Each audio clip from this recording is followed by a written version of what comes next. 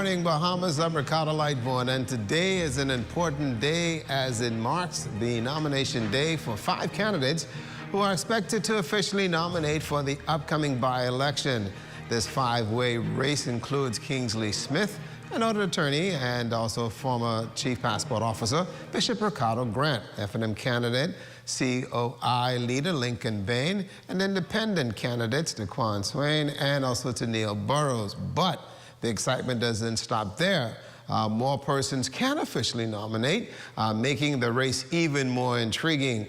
All of this comes in the wake of the unfortunate passing of the late Minister of Social Services and the area member of Parliament, Obie Wilscombe. Joining me today is noted attorney Osmond Johnson, and thank you so much for joining me today. Thank you. We also do have a team down at the Mount Zion Baptist Church, the site of nominations today. But firstly, Osmond, today is a very big day. It also begins the campaigning once the process is completed.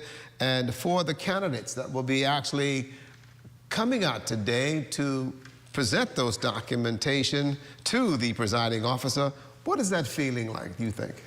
Well, I'm sure that the candidates are all going to feel very excited, Ricardo.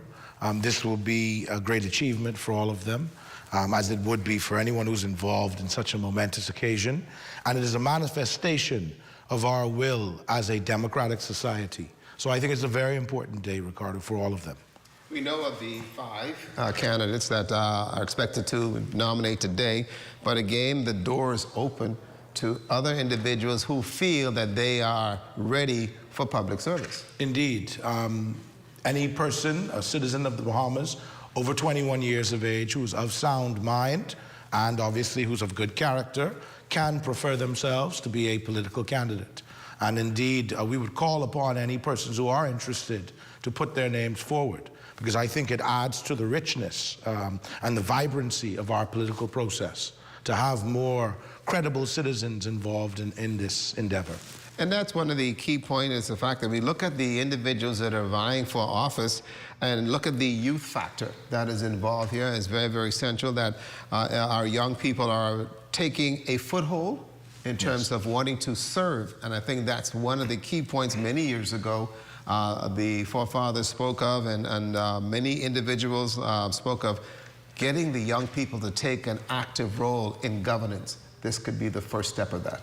I agree entirely. I think that we're actually starting to see, slowly but surely, Ricardo, a changing of the guard, not only in the political scene, but also in society. Previously, we would have all remembered that the founding fathers ruled over this country for 30 years nearly, and slowly but inexorably we are seeing them going on to consigned to the history books, essentially. So this is a changing of the guard in many respects. I've thought about this, and I look at the fact that for many of our young people, the statement is, ain't nothing there for me. This is now the stepping stone for many doors or many avenues to be open to where our young people can actually now identify with young persons as far as moving forward in the political realm, which is great, and it makes us as adults feel very good that young people are now moving up the ranks and making it happen. This is going to be a crazy race, though, because of the independents and the traditional parties involved. In your view as to how you see this moving along and moving quickly, because election day is going to be the 22nd of November. Indeed. Well, firstly, I would like to say that it's a commendable thing to have so many individuals involved, not just the 2 main political parties. We need to have the involvement of persons from the Coalition of Independents. We need to have other viable independent candidates prefer themselves for political office, because what I feel it does is it adds to the mix of individuals that we have in Parliament, but I also feel it shakes up the political process and the system in this country, and we do need that, definitely. Political maturity was something that has been talked about for a very long time. Yes. Are we getting near to that point in your viewpoint? We're progressing. We have to remember that at 50 years since independence, we're still a very young democracy. If we look at other countries in the region, the United States, for example, 50 years after independence in the United States, they were still a fledgling democracy, an emerging democracy, finding their footing. The Bahamas, in many regards, is actually further ahead societally than the United States was after its first 50 years. So there's much for us to be proud of. And I think that the stability that we see in our political process and the smooth transfer of power that routinely takes place in our political sphere is a legacy of good governance over many years. And that's been one of the key points that we've seen over the years, is the fact that we have not had any issues. And we've had observers who have come to this country and have given us pats on the back as far as how that process has occurred. Indeed. As we move into this particular realm and going into the by-election, that same kind of pathway has to happen. Indeed. Again, in the Bahamas, we have a tradition of very spirited but peaceful election processes. And we have not been plagued by the internecine violence and the rivalries that we've seen in other countries in the region. For example, Jamaica would be a good example, where for decades in their political sphere, there have been wide-ranging incidents of violence that have taken place through each election cycle. In the Bahamas, we have nothing akin to that. And I think that that is something that we should be very proud of in this country. I think also that comes to the fact that, like the saying goes, all that we is one. Exactly. And so everyone is family. And so because of that family process and understanding that once you would have complete this process, we now must go back to living as brothers and sisters and aunts and uncles and continue to build our beautiful little country. I agree with you entirely, Ricardo. Again, that is why the Bahamas is heralded as an example to many countries in the region. Our standards of living are much higher. The quality of our political process as well is a lot higher than the majority of countries in this region. And I think it is a result of our own actions and of the traditions that we've developed in our political system. You know, we have the by-election on the 22nd, and sadly, we are still mourning the loss of Obadiah Wilscombe, a gentleman, and to me, who was very, very important when I came into this business, and seeing where we were and where we are today. And now we look at the candidates that are now vying for office for the West Grand Bahama and Bimini constituency. Says much about how folks wish to serve and also try to walk in those footsteps, which is going to be kind of difficult, but can be achieved. Indeed. Ricardo, let's not, mince any words. There are massive shoes to fill in respect to whoever is going to take up the former seat of the Honorable late Minister Wilscombe. He was a political giant. He was someone who was widely respected and greatly loved, particularly in that constituency. And at the end of the day, the affinity that the people of West End and Bimini had for their former minister. In my view, it's going to be difficult for the other candidates to go against that strong sense of sympathy and empathy that the electorate in West Grand Bahama and Bimini have. I think that's going to be also very, very important, because much has happened over the years. I was sitting here before you came in and going and reminiscing about what it was like when I came to Grand Bahama back in the early 70s. I can tell you how far back that is. But to be able to see where we are at this point and the maturity in terms of how we've been able to grow says much about how this particular exercise is going to be done. And I tell you, it's going to be a wonderful experience. We have our team down at the Mount Zion Baptist Church, the site of nomination day. Ramiko Knowles and Aja Quant, they are standing by. Let's take it down west and find out what's going on. Guys? Good morning, Ricardo, and good morning, Bahamas. That's right, we're coming to you live from the heart of the action here in 8 Mile Rock at the Mount Zion Baptist Church for the start of the electoral process. And listen, the atmosphere is completely charged with anticipation and excitement. Right now, at this moment, Bishop Ricardo Grant is the first to nominate, and he is entering the gates as we speak. He is gathered by a crowd of supporters for the Free National Movement, and like I mentioned, it is completely a charged and excited atmosphere here at the Mount Zion Baptist Church in 8 Mile Rock. We have 5 nominees that we know of that is expected to nominate themselves today. But the first one, Bishop Ricardo Grant, take a look at the supporters as they now gather in front of the Mount Zion Baptist Church. in support of Bishop Ricardo Grant.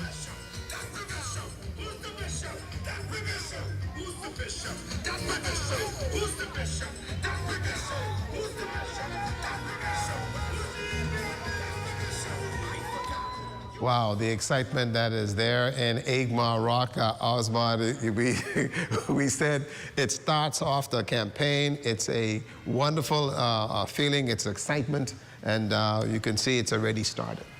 Indeed. It's a part of the political pageantry that we have, a part of our traditions, as I said earlier.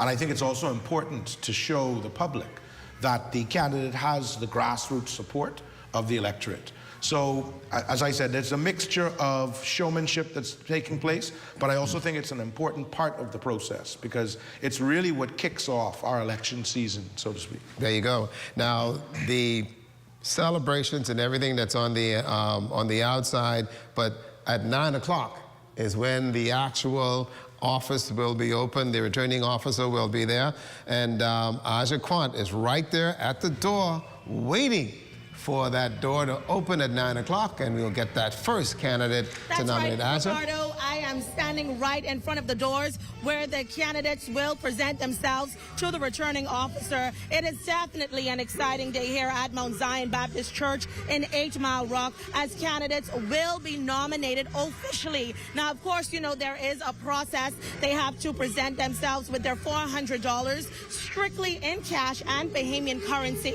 Now, in the past, many persons have presented ones, fives, tens, so it'll definitely be interesting to see what these candidates present today. Also, in accordance with the Public Disclosure Act, candidates must also present a declaration of their financial assets and liabilities. The candidates must provide a declaration signed by a justice of the peace affirming their legal eligibility for the House of Assembly. And as you can see, many supporters are here to support their candidate.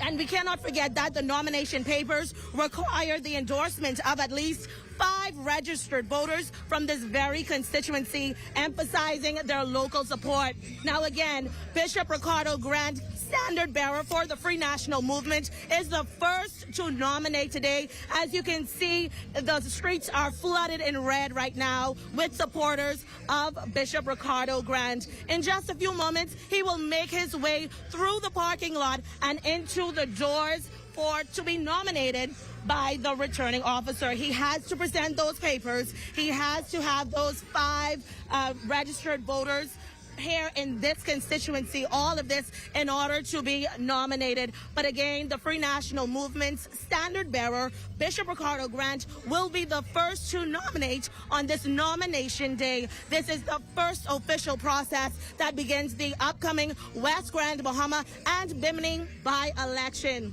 Now, of course, Bishop Grant is an esteemed spiritual leader who hails from Hannah Hill, 8 Mile Rock, Grand Bahama. His educational journey began at Bartlett Hill, and he completed his high school studies in 1985 at St. Paul's Methodist College. Bishop Grant earned a bachelor's degree in Christian education from American Baptist College, Nashville, Tennessee. He also received a Master of Divinity from Lighthouse Christian College, Beebe, Arkansas, and an honorary doctorate also from Lighthouse Christian College. After 25 years of distinguished service, Ricardo recently retired from the Royal Bahamas Police Force, where he rose to the rank of Reservist Superintendent. He has authored 2 books, Mysteries of the Kingdom and Turning Trouble into Triumph, along with multiple leadership training manuals.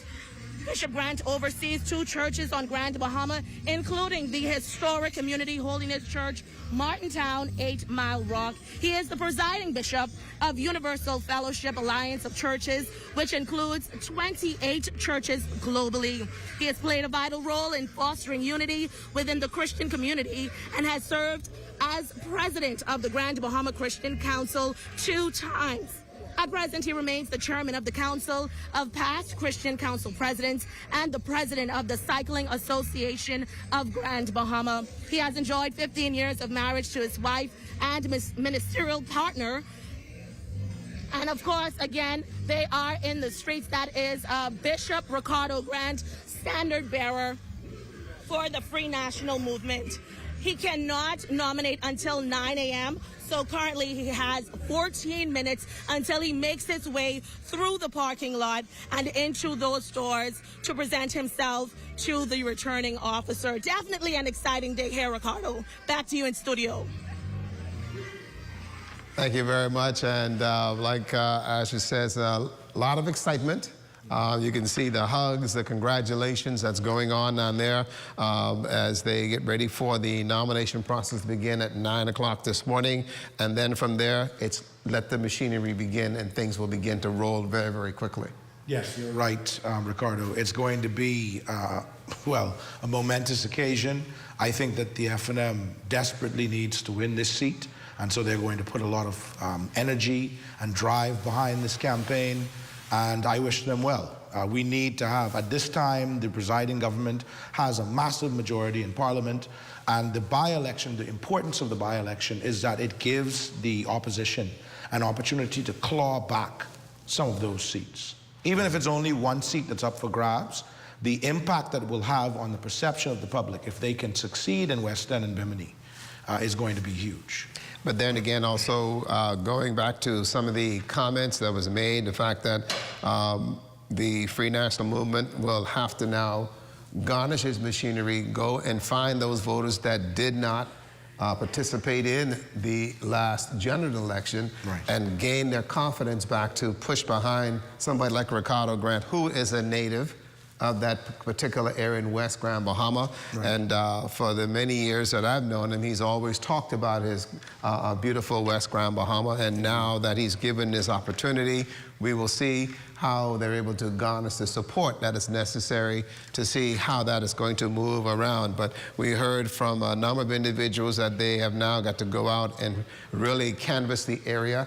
And from the West Grand Bahama district all the way to Bimini, indeed, that's a very large area. It is. And it's going to, and we go from the north side of the Queens Highway, the south side, and all those little homes, whatever. So that machinery is going to have to work. Any entity that enters in that area, then whether it be PLP, FNM, independent, they've got to work and hit the ground running as of today. Indeed.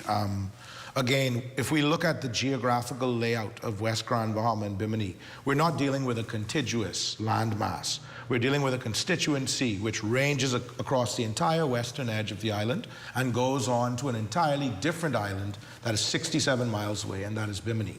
You have also differing views. You have differing perceptions, wants, and needs of your electorate. Mm-hmm. So what is a necessity in the West Grand Bahama area may not be quite of the same priority in Bimini. And so there needs to be some understanding and cognizance of that when they're going around from door to door in their campaigning.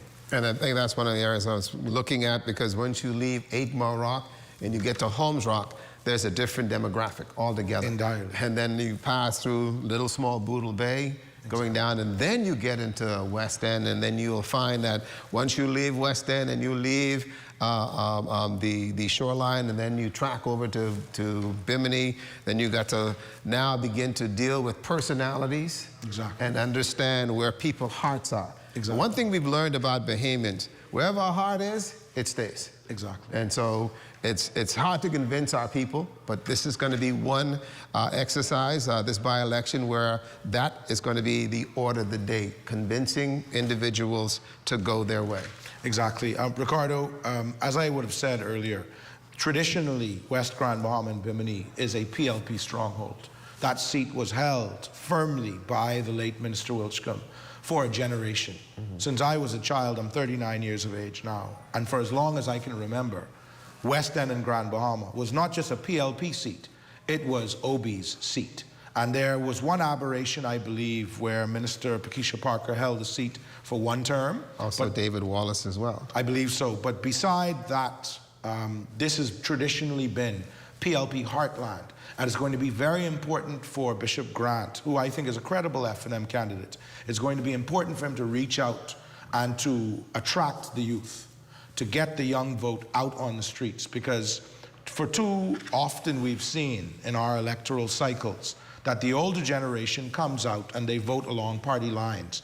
But a lot of times our in fact, even the emerging political parties like the DNA and the Coalition of Independence have found a difficulty with galvanizing the youth vote. And I think that's going to be key for the F&M candidate this time. The youth vote itself has been one that has been talked about, yes, but not grappled and grabbed onto in quite a bit. I have young daughters as well, right, and they're always saying to me, "Daddy, why am I wasting my time?" And so, no, you have a right as a Bahamian to vote, exactly, and you need to vote, because if you don't vote, then you need to sit in the closet, be quiet, right, and don't make any noise, because that's a given right, right, that you have as a Bahamian. And getting the young people to realize that, no, you don't waste it. Right. You must use it, and use it in a positive manner. And this is going to be the benchmark for what will happen moving forward. Ricardo, I agree entirely. We need to remind our youth that the exercise of this fundamental right to vote is a right that our forefathers fought for. We have to remember that before 1967, many of us in this country did not have the right to vote. We had been a people disenfranchised along color lines. So now in our modern democratic society, there is a necessity, there is not only just a desire, but there has to be a want, and as I said earlier, a necessity for our youth to realize the importance of that fundamental right to vote. It is a person's voice, and yes, that voice can have a difference if we're able to garner a sufficient number of individuals and to create a voting bloc. That's why I refer to the youth as a voting bloc, because if we're able to garner hundreds of the youth, for example, in that constituency, they can actually have an impact on the outcome of the election. And that's going to be very, very important down there because of the Western District and having the fact that many of the young people, Agmarok High School, now you have the junior high school coming on stream, and many folks who have been educated in that area and now finding their niche. I think that's what it is, their niche. I've seen a group of individuals who did their part. Now there's a new group to do their part. And so it's going to take some work, I believe, and it's going to take an interesting one at that as well. Okay? All right, now let's continue as the late Obie Wilscombe, during a meeting in 2019, talked for almost 2 hours, folks, about the kind of political candidate that is necessary for those areas. And so we're going to be looking at that. But let me tell you, some things are going to happen. But for you, Osmond, you did this before. Yes. How does it feel sitting here? Well, my run was 10 years ago. At the time, I ran on a DNA ticket, which I have to say I'm very proud of to this day, that we were able to run a full slate of 39 candidates in a parliamentary election, and we made a credible effort. But what I would say, speaking to the quality of candidate that's necessary in a constituency like West Grand, Bahama and Bimini, Ricardo, the candidate needs to have the same people skills that the late Honorable Obie Wilscombe did. The reason why Obie was so successful in that area is because he was willing to go and touch the people. There you go. And that is what they must be willing to do. Let's take a quick trip down west. Ramiko Knowles standing by. Ramiko, tell me the feeling and what's happening in your Thanks, Ricardo. Good morning once again, Bahamas. We are live at the Mount Zion Baptist Church here in 8 Mile Rock, where the supporters for the Free National Movement have gathered as the first group to nominate Bishop Ricardo Grant. We are at the entrance gate where he is expected to enter exactly at the 9 o'clock hour. Bishop Ricardo Grant showed up about 15 minutes prior to 9 o'clock, and so they're now waiting for the gates to be open so that they can enter, so that he can begin the nomination process. I'm standing by with a few of his supporters. They came out here early to represent and support their leader, Bishop Ricardo Grant. Talk about it. How do you feel being here this morning? Awesome. I'm very ecstatic, and I'm praying for victory for Bishop. Why was it important for you to be here this morning to make sure that he knows that he has your support? First of all, I have to give thanks to God, and I am also an FNM.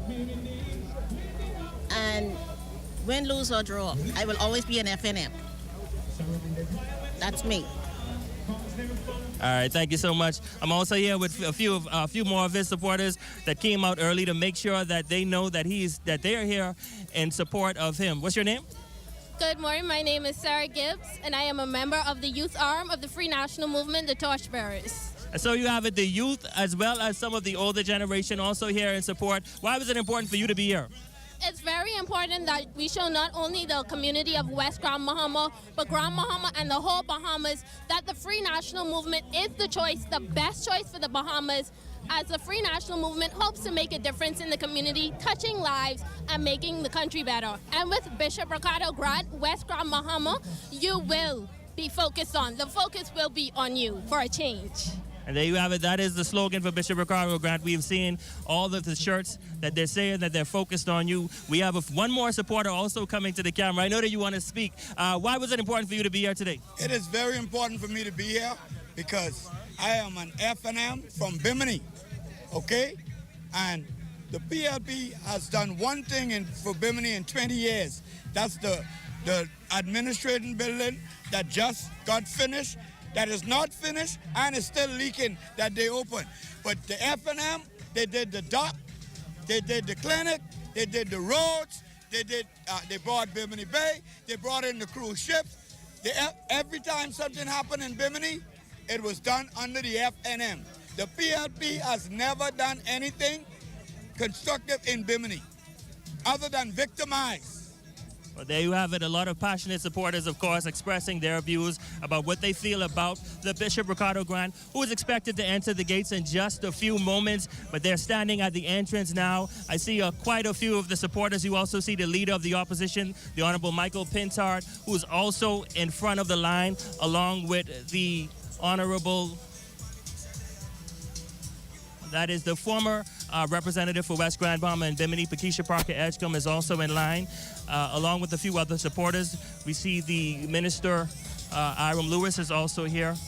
And so they're waiting now to enter the gate, and which they will do in just a few moments. At the 9 o'clock hour, they will enter the gate, and Bishop Ricardo Grant will be the first to nominate himself as the first nominee for this electoral process. We're going to send it back to you in studio and come back once he begins to enter those gates and nominate themselves. Back to you, Ricardo. Well, the process has begun, and just in a few minutes or so, the gates will be open. There's, as you can see, a security presence as well to ensure that everything in the West Grand Bahama and Bimini district goes as smooth as possible, making sure that there is no headaches. And so we're going to be able to, in actuality, see Bishop Ricardo Grant go in and see the presiding officer present his documentation, and so that he's going to be given the opportunity to declare and to go from there. As you can see, the various supporters standing by. And remember now that it is going to be an ongoing concern. And so we're just waiting for the candidates as they continue to come in, and so they're going to be involved. But you can see the supporters, past members of Parliament as well, all there, Maurice Moore.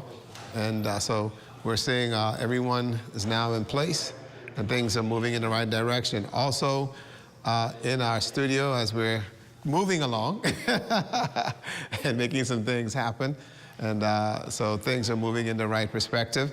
We do have with us right now Crazy Thompson, who is the Member of Parliament for East Grand Bahama, who's done this time and time again in terms of the nomination process. And I guess for you, seeing that, goosebumps? Fond memories. Fond memories.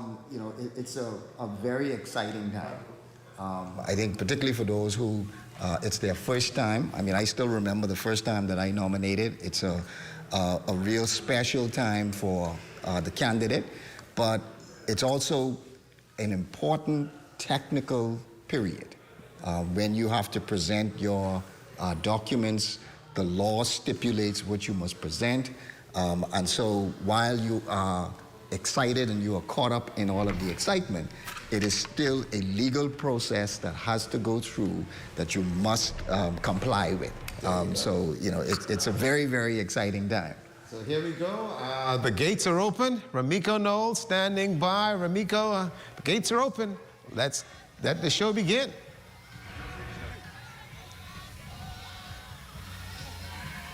Thanks, Ricardo. Like I mentioned, we're back at the Mount Zion Baptist Church in Russelltown, 8 Mile Rock. Where you have it, Bishop Ricardo Grant, along with his wife and the leader of the opposition, the Honorable Michael Pintard, along with other party supporters, are now posing for the camera as he prepares to make his way into the Mount Zion Baptist Church, where he will nominate to be the next member of parliament for the West Grand Bahama and Bimini constituency. We also have 4 other nominees that we know of that will be nominating here today. But the first up is Bishop Ricardo Grant, as they pause for a moment just to take a photo op ahead, right in front of the church, where he will enter to nominate himself.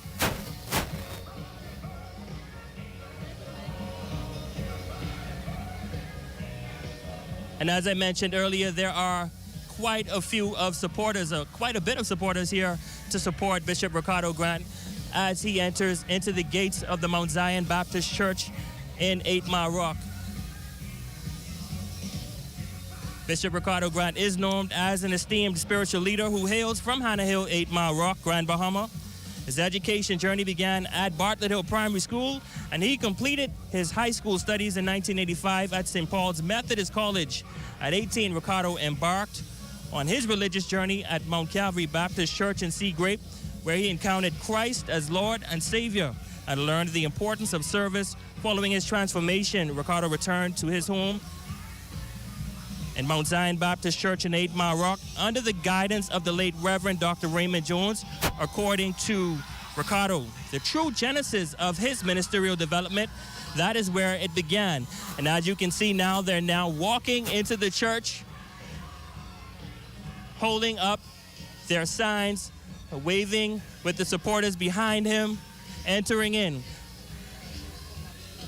He, along with his wife, the leader of the opposition, other party supporters, are now entering in. And as you would have heard from our reporter earlier, only 5 persons will be allowed in with him as they verify him. They're now entering the steps of the church, where he will begin the nomination process, and that will take about 5 to 10 minutes, where he will speak to the presiding officer and go through the process of nomination. This is where it's all happening at the 8 Mile Rock, the Mount Zion Baptist Church, as Bishop Ricardo Grant now enters into the doors to nominate himself. He is led by the former Deputy Prime Minister.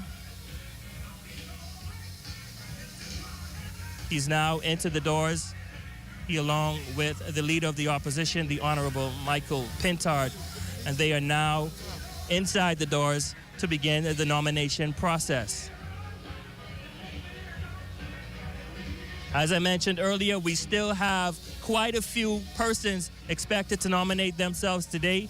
We have Ternille Tada Burrows. She's expected to enter sometime around 10 o'clock. We also expect the Progressive Liberal Party's Kingsley Smith to nominate. He's expected to be here around the 9:45 hour. We expect the independent candidate, Lincoln Bane, to be here at about 10 o'clock. Independent candidate Dquan Swain would also be here before the 11 o'clock hour, as we were told earlier today. And so it is an exciting day here in 8 Mile Rock as we bring you live coverage of all that is happening on nomination day. Here now we see Bishop Ricardo Grant now speaking to the commissioner, parliamentary commissioner, Arthur Taylor, where he is now going through the electoral process. We're outside the doors as our cameras are not allowed inside. But he is now speaking to Arthur Taylor, the parliamentary commissioner, for the nomination process. And as I mentioned, quite a few party supporters still at the gate waiting for him to complete the nomination process, waiting for him to make his exit, where I imagine they will continue. And as you can see, right now the documents have been presented as Bishop Ricardo Grant, who's now sitting down, and they're going through the paperwork and also now going through the registry to ensure that the names that appear on this document also match up to the register as well. And so he will go through that process and make sure that everything is there. The documents also will be the declaration of his financial assets and also liabilities. That too must be presented. And more importantly, he must be a Bahamian citizen. He must be 21 years older, which is very, very important. And so the questions there, just making sure the information that is correct. And this is the legal process that now has to be carried out to ensure that the individual that is going to be petitioning to run in the by-election have met all the qualifications necessary to ensure that there will be no hiccups down the road. Again, we spoke, Crazy did speak to the governmental and the legal ramification in terms of that. And so having the lawyers here with me today speaks well about the legal aspects in that regards. And so once the information is perused and looked over, once that is all... You see the clerk. A clerk, right. Right, she's looking through the register. For the names Been presented. Okay. I don't want to be rude, but attorneys, introduce yourself. since I want to cause any problems, introduce yourself to the Bahamian people. Oh, not a problem at all. I am Cassiera McIntosh Pelicanos. I don't want to leave you out of the conversation, Cassiera. My time will come. There you go. Don't want to leave you out of the conversation. But the names that's being read off, again, and the clerk now making sure that those names are on the registry, which is important. And this is why we said that folks needed to make sure that they were on the register so that when this particular exercise is carried out, there would be no hiccups. And, you know, knowing the process, knowing, you know, what you would have gone through, you actually would have had far more than 5 names who would be prepared to sign. I remember when I did it, I think I may have had maybe about 50 names. But again, it is just in case those first 5 names, you know, there's some issue with those first 5 names. You always want to make sure that you have more than enough. And, you know, it also just shows your support. But they are technically going through the register just to ensure that those persons who nominated, who signed to nominate you, that they are technically on that register. They also look at the $400. They give you a receipt for that $400. Again, it must be in Bahamian currency. I always just did the $400 bills, just making it plain and simple. Some people be more creative with dollar bills. Some, I believe, even had pennies. But again, all of those technical points must be done. You must have your declaration. That's normally signed by a notary public. And again, it's a real technical process once you've gotten inside the room. It doesn't take a long period of time. So you see the receipt now being presented to him. And it's also to preserve the integrity of the process as well. Absolutely. So evidently, the candidate has met the requirements, Ricardo Grant.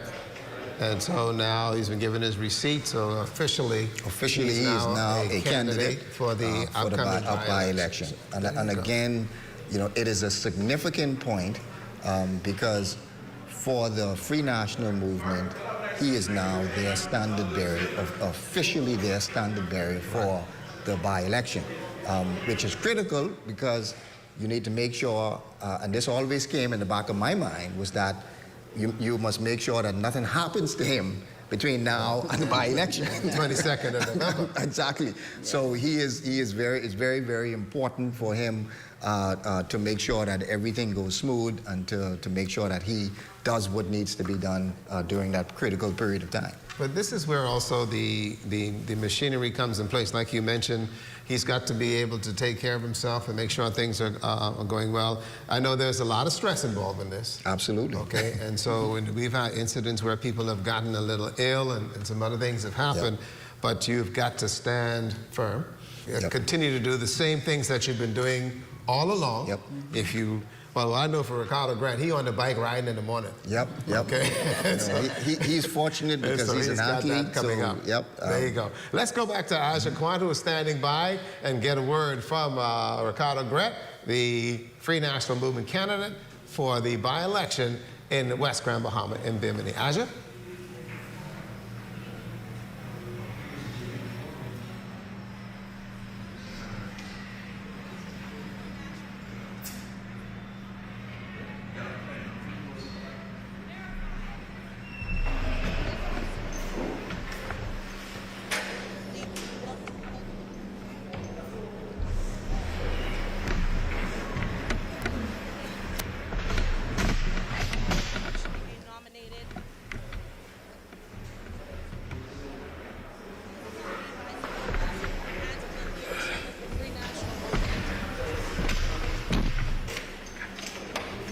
Also see the Honorable Maurice Moore here accompanying him for this exciting day.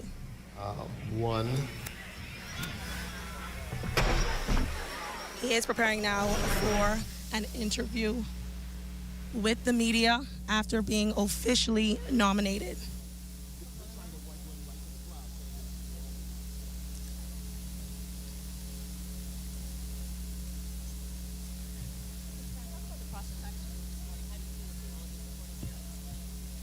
First and foremost, it was a wonderful and smooth process.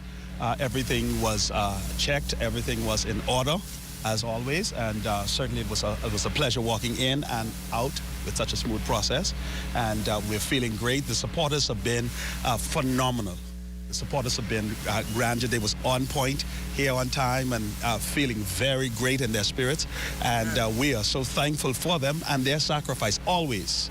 How's the campaign trail going for you? Well, the campaign trail has been going wonderful. The people have been very warm and very receptive to our message, and they understand that we understand them and understand their plights and understand exactly what is at stake here. And it's been a pleasant exchange with the constituents here in West Grand Bahama and Bimini. Well, some of the feedbacks would have been the fact that they feel very optimistic that even with our candidacy and coming forward, that they would finally get to, their voices get to be heard, and some of their plights being put and placed where it should be, first and foremost.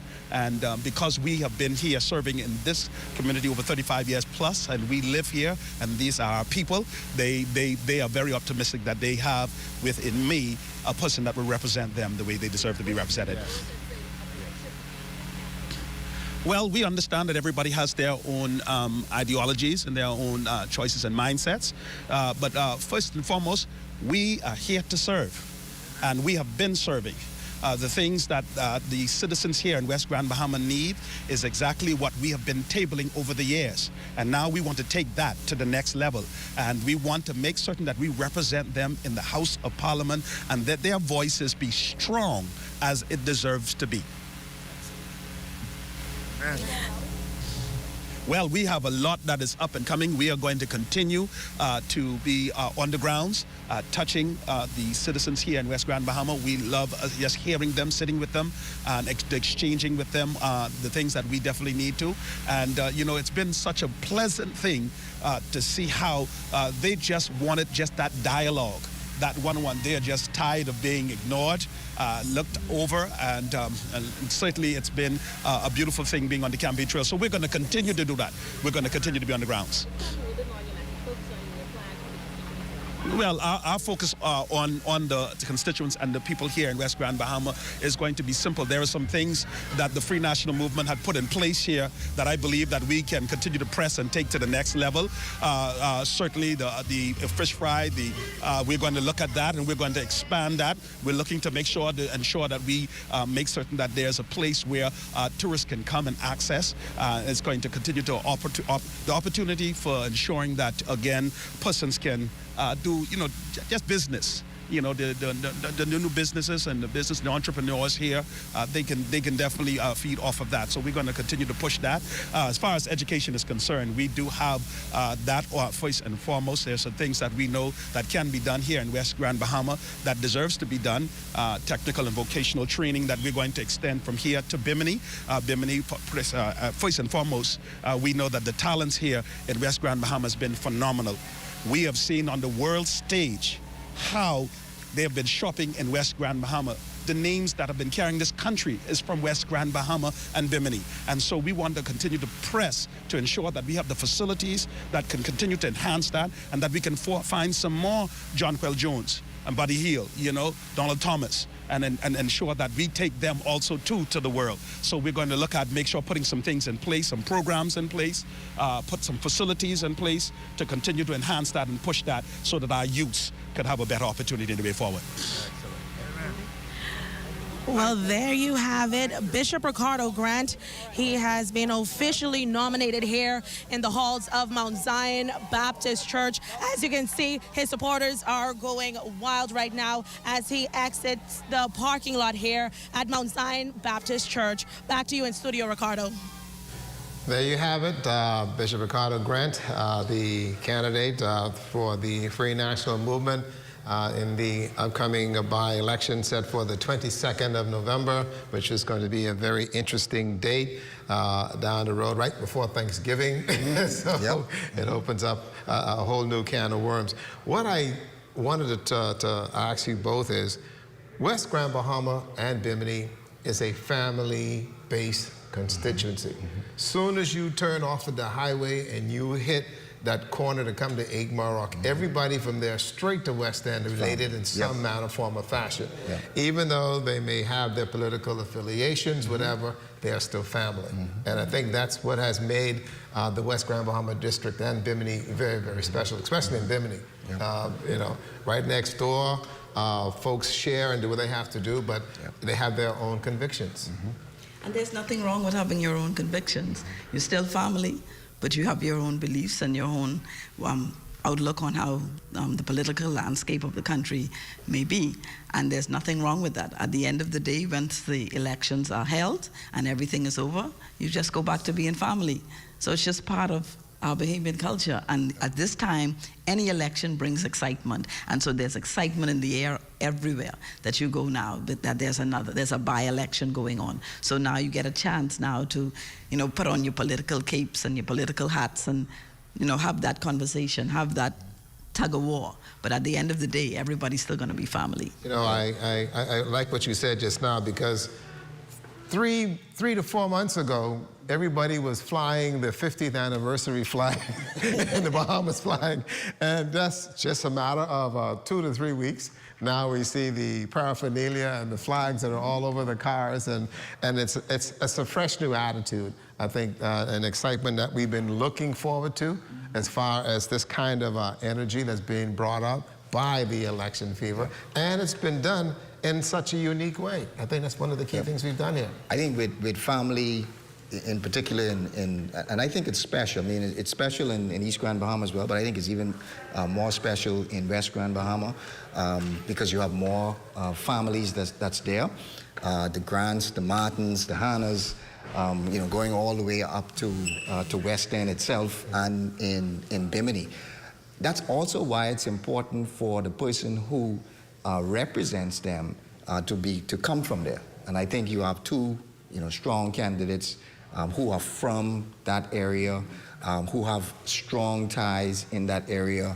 I mean, I know of situations where family members who are of opposite political divide, they are finding it very difficult in terms of how they're going to maneuver voting for or against a cousin, a niece, a nephew. And so they have to maneuver through all of those family ties. And at the end of the day, once all of the political has gone by, you are still family. And I think that's also important. And, but again, it's an important thing for us as politicians to be able to maneuver that, to be able to show people that you can fully represent them, you know their plights, you know their issues, and then to be able as a member of parliament to be able to speak to those issues and to speak for them. So I think it's a very, very important time for those there in West Grand Bahama and Bimini. And I say this, and I say this with my chest stick out, that Family Island political gatherings is different from New Providence. It is. Okay. I mean, we have like our no own other way of doing things. It is like no other. To have, you could have rallies in the alleys, but I think and even the campaigning processes are different. The issues are different, and the issues may be different from community to community. Those that are in West End, their issues may be slightly different from those in Holmes Rock, maybe slightly different from those in Sea Grape. And so you have to understand where people are, understand the issues that they're facing in the areas that they're facing, and then to also be able to speak for them, provide some kind of solutions for them as well. So, campaigning in Family Islands, and particularly campaigning in Freeport, is different from campaigning in West Grand Bahama and different from in East Grand Bahama as well. So, you have to know your audience, know those issues. That's key, important, is being able to understand and know those issues. Cassie, everybody has gotten flat shoes. Okay. I've noticed in the last couple of weeks, those heels have been put in the closet. Everybody's in flat shoes. They're in their paraphernalia. They are now hitting the streets, knocking on doors, finding those family members and those friends that have not seen for a while. How important is that to garnish the neighborhood and understand and let people know, listen, you need to be an active part of this? How do you convince them? Well, it comes down, again, to the candidate, and it comes down to who the candidate surrounds himself with. For the Progressive Liberal Party, we have Mr. Kingsley Smith, who is rooted in the West Grand Bahama. His parents were from West Grand Bahama. He grew up in the streets of West End. And so he is he's intimately familiar with the persons down in West End. He has familiar ties down there, and he knows the issues there that needs to be addressed. He grew up there. So that special connection that he has to West Grand Bahama, we think will bring him to the forefront. I used to say when I sat in this chair on TV, west of the creek. A very special environment altogether, because as soon as you cross that creek, you need to know that you are going to be in a family-based community. We saw the days of the Crushers and basketball and all the other kinds of stuff, and folks that have been able to move around. It is a very diverse and unique community. I remember the days in Sea Grape, and walking around there, and but my mother, who was at Martintown, and then going back to I-95. I didn't even know all the people living back there. But that's the kind of community. That's the community. It's the largest settlement in this country for 8 Mile Rock. And then you move south into Holmes Rock, which is now ballooned like crazy.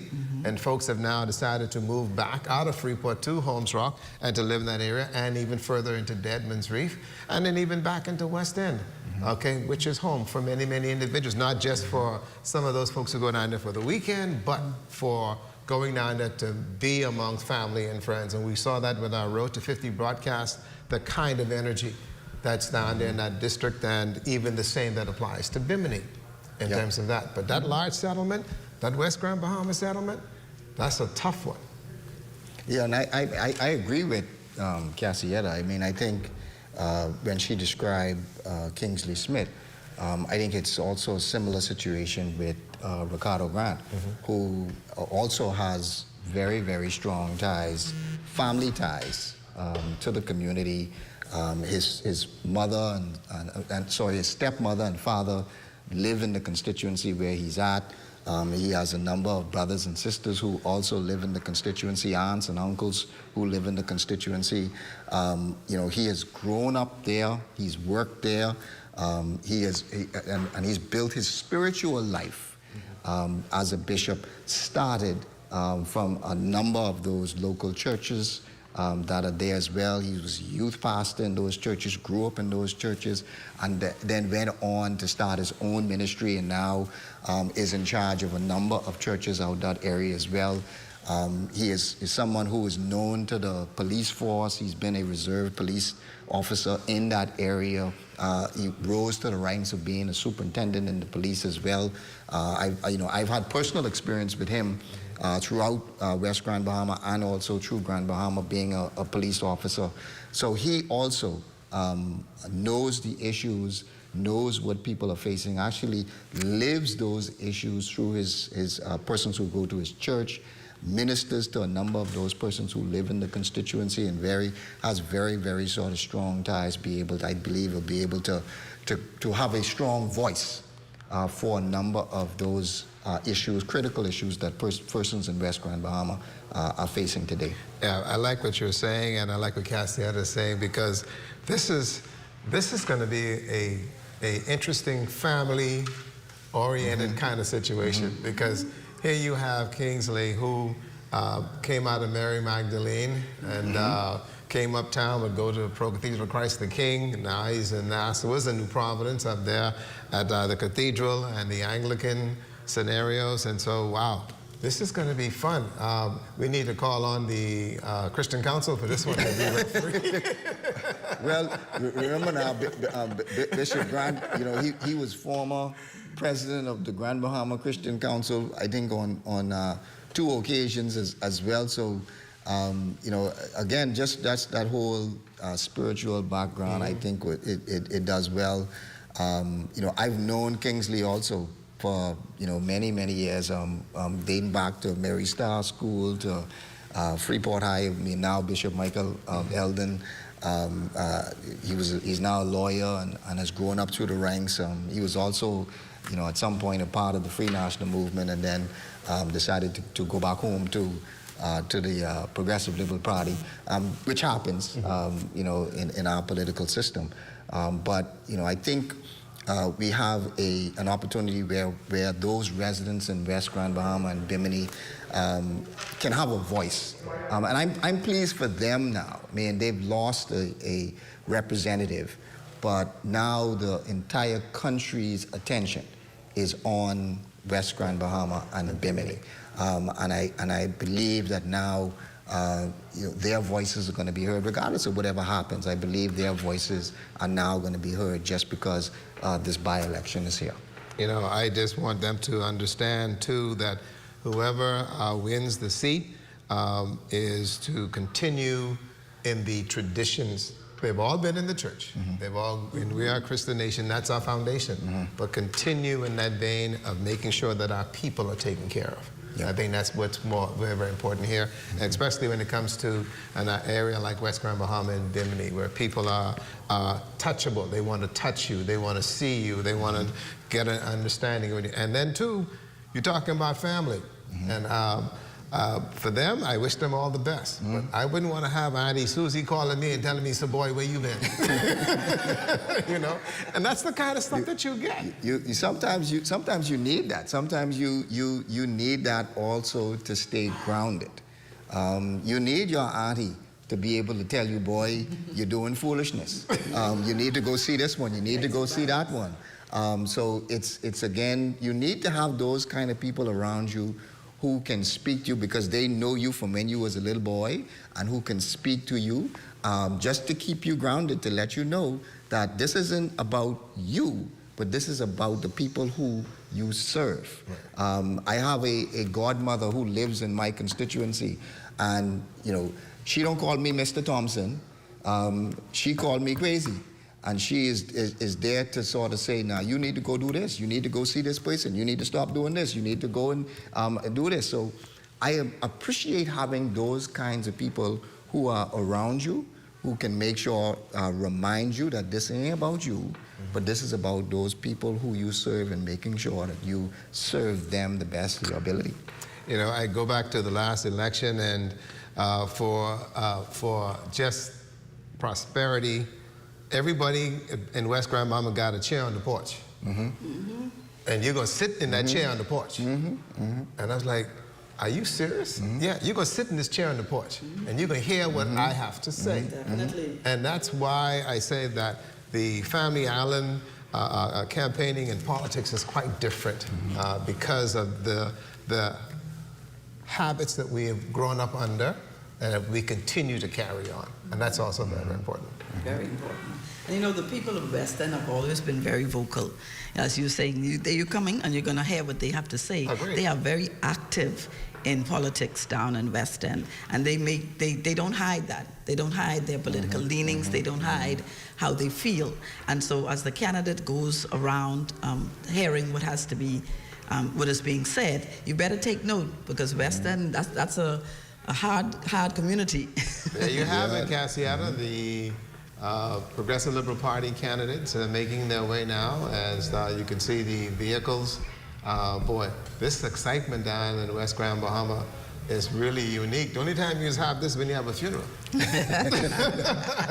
brass band and everybody else come out, and now you have the presence of the Royal Bahamas Police Force and the various security personnel, just to make sure everything remains calm.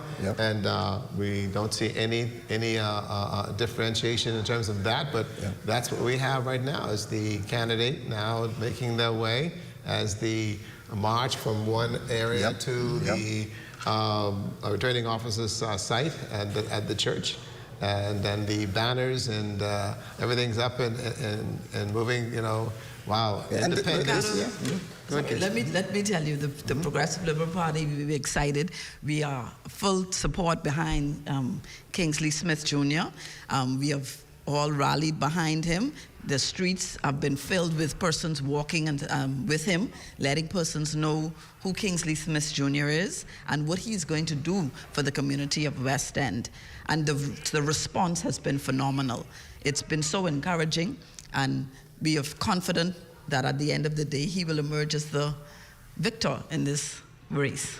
What is unique here for both candidates from the Progressive Liberal Party and also the Free National Movement is the fact that these two individuals know each other very well. And so I could see them now down the back there shooting marble in the yard. Of course. And now here you are in terms of political maturity, moving and progressing and deciding to offer yourself, to move into governance and to help in the development of our country, which we've been asking for a long time for our young people to do that, to step forward and do the things that you'd like to have done, so that you will find that the younger generations coming behind will say, well, if Mr. Thompson can do that, and Kingsley could do that, and Brother Gratt could do that, then there's hope for me. There's hope. There's hope. And there's a place for you.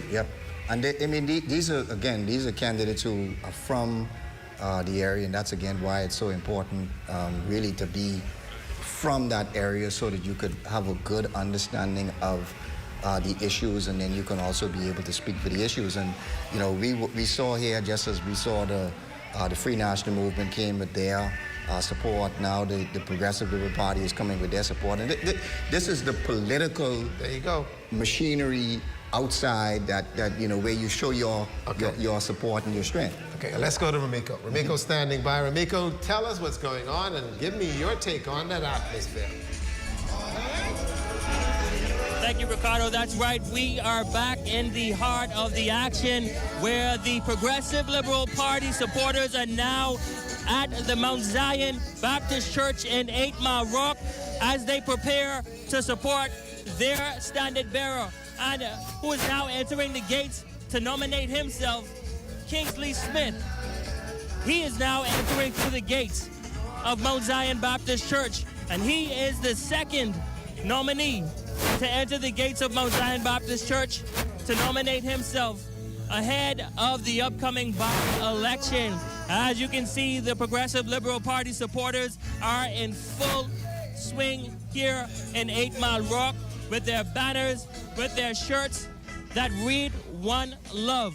Of course, he's continuing the slogan of the late Honorable Obadiah Wilchcombe. As he now enters into the gates, they're speaking to the officers.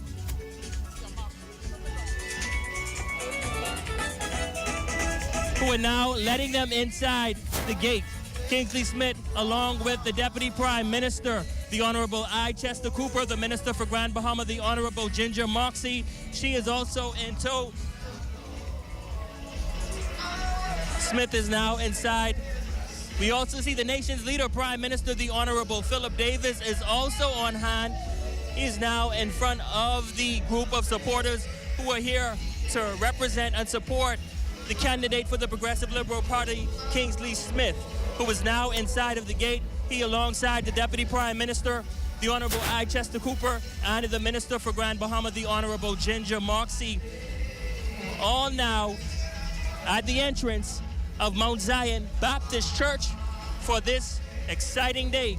It is nomination day, a crucial day ahead of the electoral process, and it's all starting here at the Mount Zion Baptist Church, as now the party supporters, along with the government officials, now standing alongside their standard bearer and candidate, Kingsley Smith. As they pose for a photo, I also see the Minister of Health, the Honorable Michael Darville, is also on hand. Reading from his bio, Kingsley Smith, born and raised in Freeport, Grand Bahama. It notes that he has been through the same streets, faced the same challenges, and cherishes some of the same values that the West End and Biminite people hold dear to their heart. It notes that he is not just someone who talks about change, but he actively works towards it. His commitment to education is evident from his law degree from the University of Buckingham and further legal training from BPP University, Manchester. These achievements tell the story of a man dedicated to bettering himself for the benefit of those he served. The statement or the biography continues that Kingsley's involvement in our community goes beyond academics. He plays a significant role in attending St. Mary Magdalene Church in West End and at Church Christ Cathedral in Nassau, providing his dedication to both spiritual growth and community togetherness. He's now entering into the doors of the Mount Zion Baptist Church. He, along with the nation's leader, Prime Minister, the Honorable Philip Davis, the member of the Minister of Health, the Honorable Michael Darville, the Deputy Prime Minister, the Honorable I. Chester Cooper, the Minister for Grand Bahama, the Honorable Ginger Moxie, all now entering to the doors as Kingsley Smith goes to nominate himself as a candidate, to officially become a candidate ahead of the by-election process.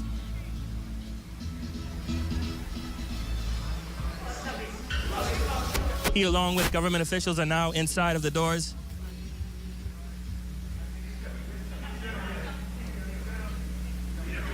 Where he will begin the nomination process and present his papers to the presiding officer.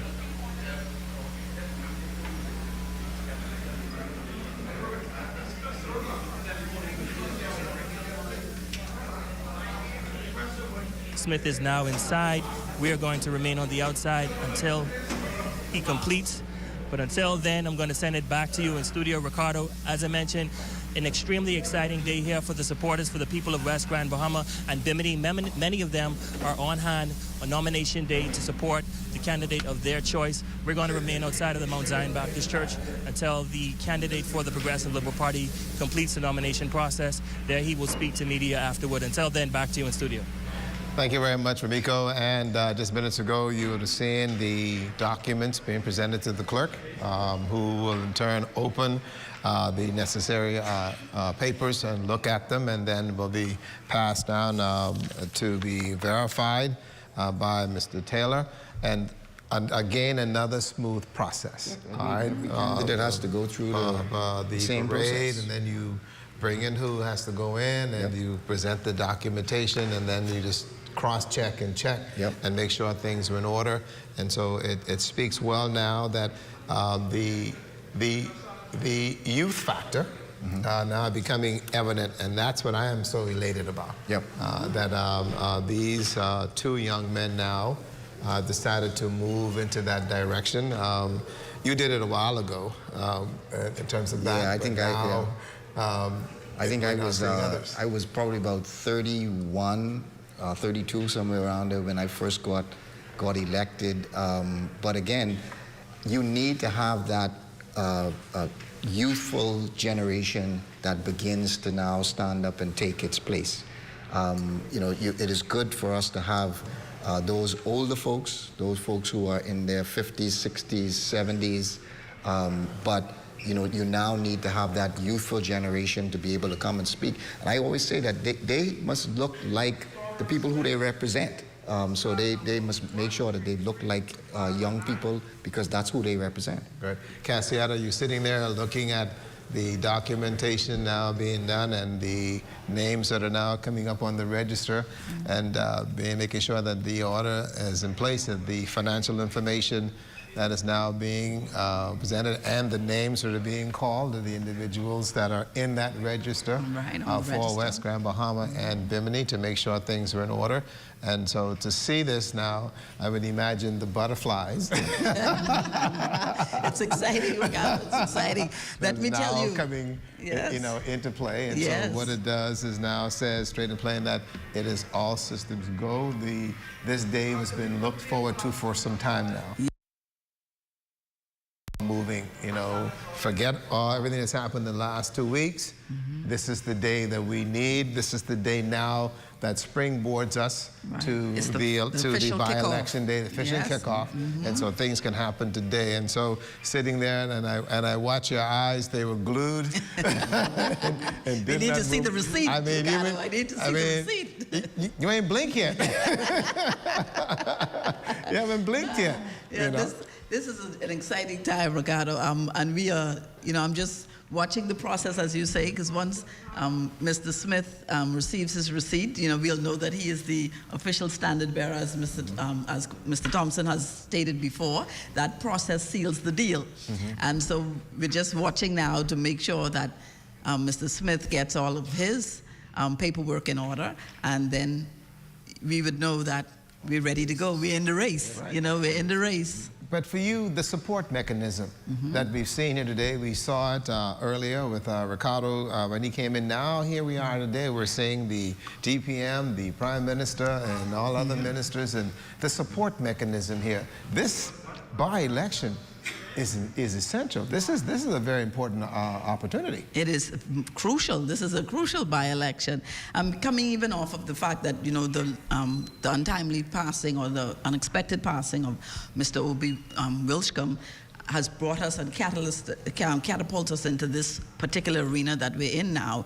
And as a result, the leadership of the Progressive Liberal Party have come out in full support of Mr. Kingsley Smith. And as you can see demonstrated here this morning, we have, like you say, the prime ministers down, the deputy prime ministers down. We have various ministers of the government that we saw on there. Minister Dowell, I think I even saw Minister Alfred Sayers. So there is much support behind Mr. Kingsley Smith Jr. in this race. And the whole Progressive Liberal Party from Nassau to Inagua is in full support of him. And I believe from Bimini to Nassau. And I believe this was needed. This is a shake-up for everybody on the two divides. That people can now begin to realize, okay, time's moving. In the next couple of years, we will be at this again. Let's rejuvenate ourselves. Let's re-energize ourselves. Let's make a new commitment in moving forward. And seeing this particular exercise here, and giving it to the people to see exactly what transact.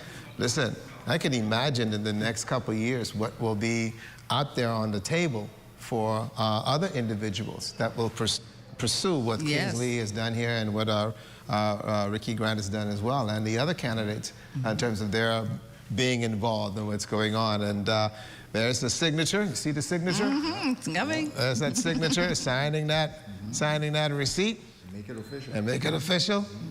You just want that piece of paper in your hand. And that one you laminate.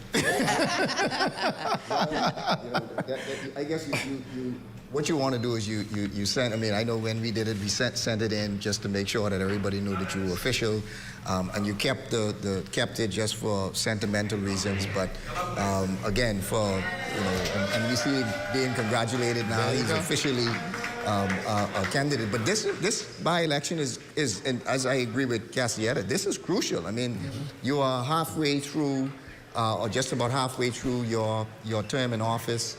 And nobody expected the passing of Obadiah Wilchcombe, but it's crucial because, and West Grand Bahama is a crucial seat. It is one that I believe leans towards the Progressive Liberal Party, and so I'm sure, you know, they want to see it where they can show their support, but it is one where the Free National Movement, under the leadership of Michael Pintard, also wants to work hard and also is working hard to achieve it, because if the Free National Movement is able to win it, then, you know, that again speaks volumes in terms of the overall attitude of the country and how things may be going towards 2026. So both parties have a lot to gain and a lot to lose with this election.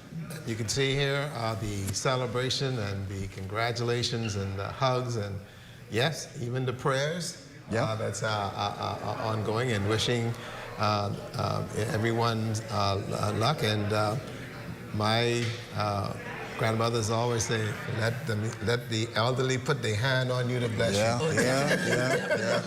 You cannot ever let that put that hand on you to bless you. Yes, you can see the senior members of the Progressive Liberal Party in there, and all touching Kingsley and congratulating him, and giving him all the hugs and kisses there along the way. A special moment for them to see one of the young men from the West Grand Bahama district to be moving into the limelight in terms of the political sphere, and I think that speaks well. And now here's Mr. trying to get everybody else. Mr. Taylor said, "Okay, it's time to go now." You know, this process, I think, just making it to being a nominated candidate for one of the major political parties is in itself an achievement, and it is really a privilege to represent, and for both political parties. I mean, right. For you to be able to win that support, I think is crucial. Let's go to Aja. Aja is standing by. Aja Kwan, tell me, in your viewpoint, how does it feel to be in the midst of nomination day? Which indicates that Kingsley Smith has officially been nominated as the candidate for the Progressive Liberal Party in the upcoming West Grand Bahama and Bimini by-election. Now, as you can see, many persons are exiting the halls as we speak. We see the Honorable Dr. Michael Darville coming out. We also see Paco Deal, Attorney Paco Deal. He was also up for the nomination earlier for the PLP. But again, we are still waiting on those persons to come out, along with Kingsley Smith, as he has just been officially nominated. I do see Kingsley Smith's mother coming out of the doorways as well.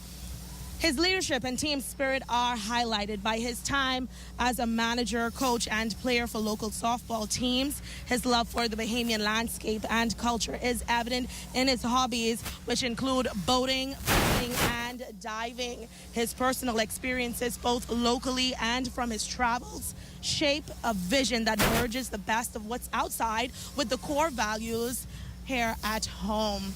And again, many persons that went inside with Kingsley Smith are now exiting. Of course, he had to have at least 5 registered voters from the West Grand Bahama and Bimini constituency.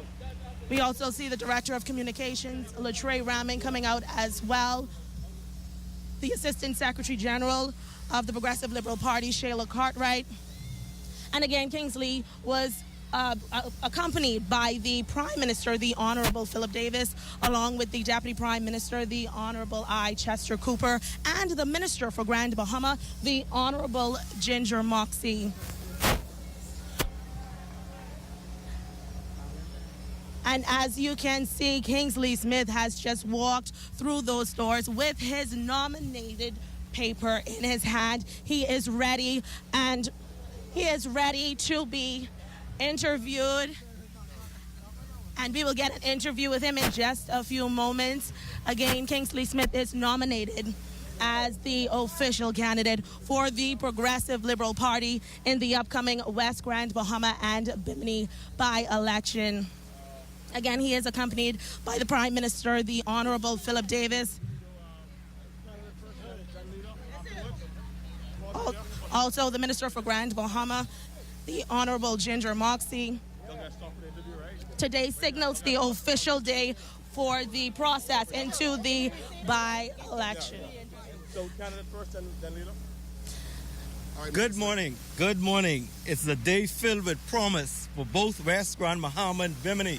Standing here with my name now officially on the ballot, I'm feeling the weight of your trust and your strength of our shared dreams. To every person I've met on the doorsteps whose stories have touched my heart and reinforced my resolve, I say this: I am one of you, and I am here for you. I've heard your concerns, your aspirations, and your frustrations. We're in this together, and I pledge to be your voice, your champion, and most importantly, your active partner in bringing about the progress we all yearn for. My commitment is to turn our conversation into action. Action that you can see in your streets, in your schools, and in the opportunities for your children. I'm not just running for office. I'm running towards a vision where our communities thrive. While others in this race stand as would-be voices in opposition, I offer you a seat at the decision table. This is about being part of a governing team that is already moving our nation forward, not shouting from the sidelines. I understand the unique challenges and opportunities we face in our communities. As your candidate within the government, I will ensure that our local needs and voices don't just echo within the halls of power, but are met with action and priority. Choosing me means choosing progress and influence.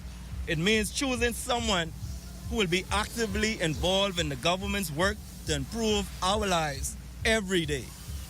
I am ready to serve, to deliver, and to ensure that West Grand Bahama and Bimini are heard and central to our nation's success. Thank you. Who's the man? Kingsley. Who's the man? Kingsley. Who's the man? Kingsley. Why one love? Always. Again, it's a continuation of what Obi would have started, all right?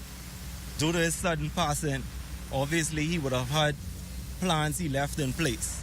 I'm only here to continue to fulfill those plans and those of the government in West Grand Bahama and Bimini.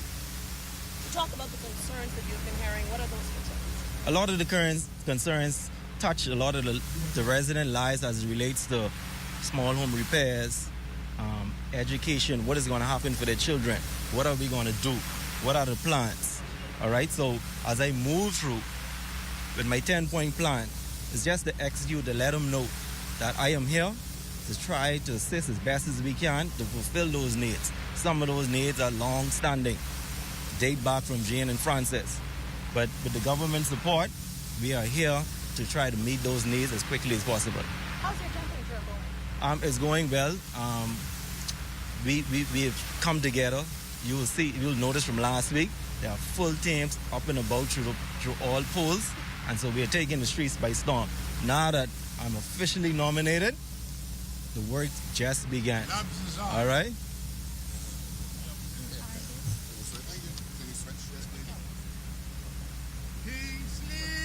Thank you very much.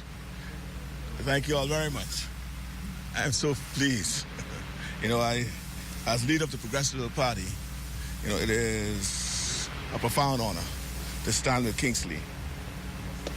He embodies the spirit and resilience of Grand Bahama and Bimini.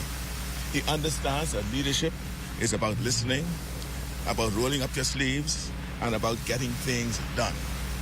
With Kingsley Smith as your representative, you won't be choosing a voice in opposition. a voice of opposition, but a powerful advocate within the governing body. You will be selecting a candidate who can take your concerns directly to the table where discussions are made and decisions are made, ensuring that your community needs are met, not just noted. And so nothing could be more heartening than the incredible support and outpouring of support that I'm seeing here today. The enthusiasm and faith that the people of West Grand, Bahama, and Bimini have placed in him are a testament to the belief in our government and the progressive future we are building for the future together. He stands ready to carry this momentum into action, ensuring that every ounce of trust given to him by the community is returned in tireless service and unwavering commitment. This is a clear signal that the people of West Grand, Bahama, and Bimini are ready for a representative who is not just on their side, but at the forefront of governance, actively turning their hopes into realities. Let's keep this momentum alive, and let us continue the progress that we have started here in West Grand, Bahama. Vote for Kingsley so that you can have a voice that is not on the sidelines, but within the governing party. Thank you all very much.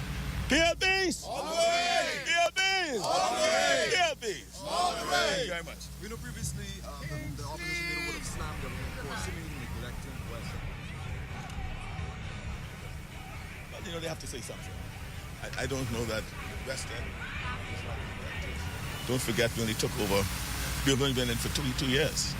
What did they do in the 5 years that they were in before me? We are now picking up the pieces. And we are picking up the pieces not just in West End, Grand Bahama, but the whole Bahamas. They left this country in a total mess. We had a health crisis, we had an economic crisis, and we also had a governance crisis. And we are able to now right those ships. So yes, we are paying attention to West End. The neglect sits at their feet because they did nothing for the four years that they were in power. We are now picking up the concerns that you're hearing. It's because they were neglected, and we are doing our best to deliver on what we need to do. There's been a lot of mention about if Smith is elected, him having a seat around the decision-making process. Now, considering that there was a cabinet portfolio that was vacant after Wilstrom's death, could we possibly see him being considered to be in cabinet if he is elected the MP for the area? All things are possible. All things are possible. Thank you. Thank you.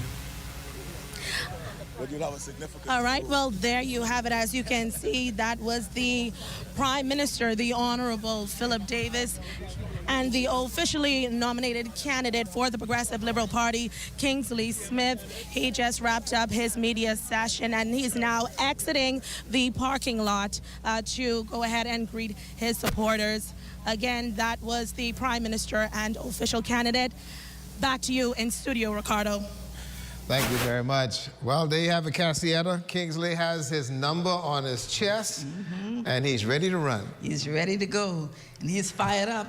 He loves the people of West End, and he is going to bring their issues to the forefront and get them met. See the crowd here for you this morning?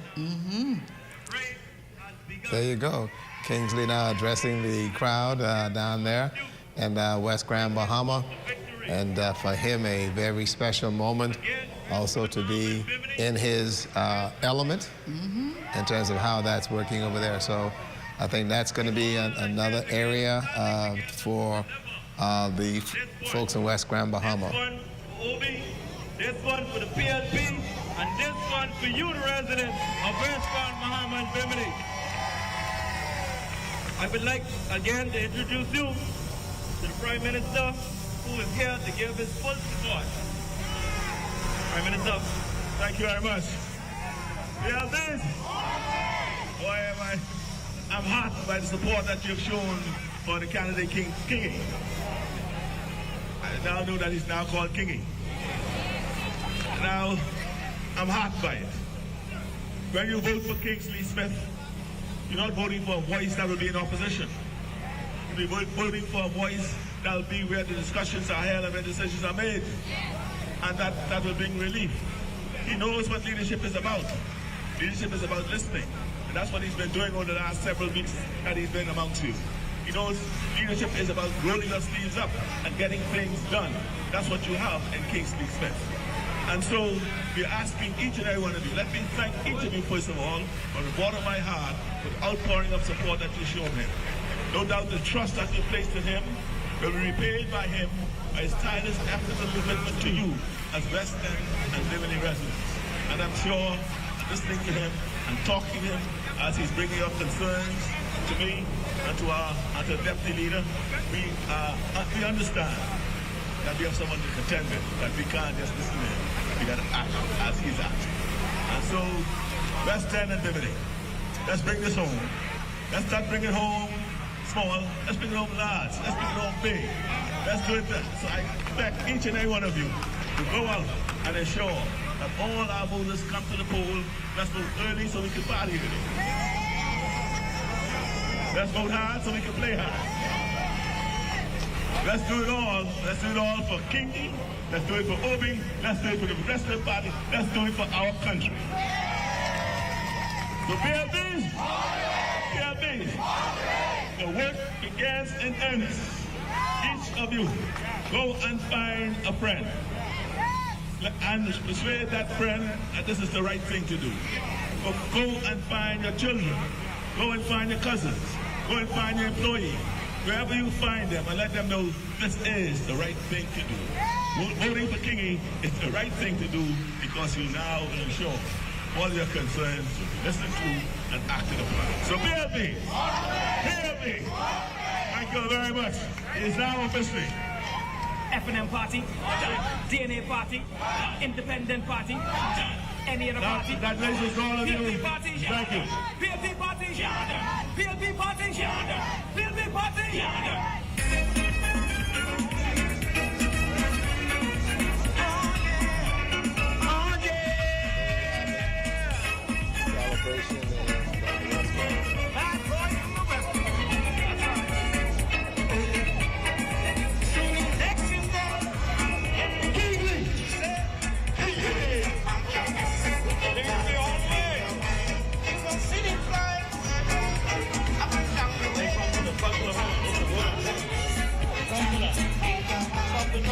Stop the truck.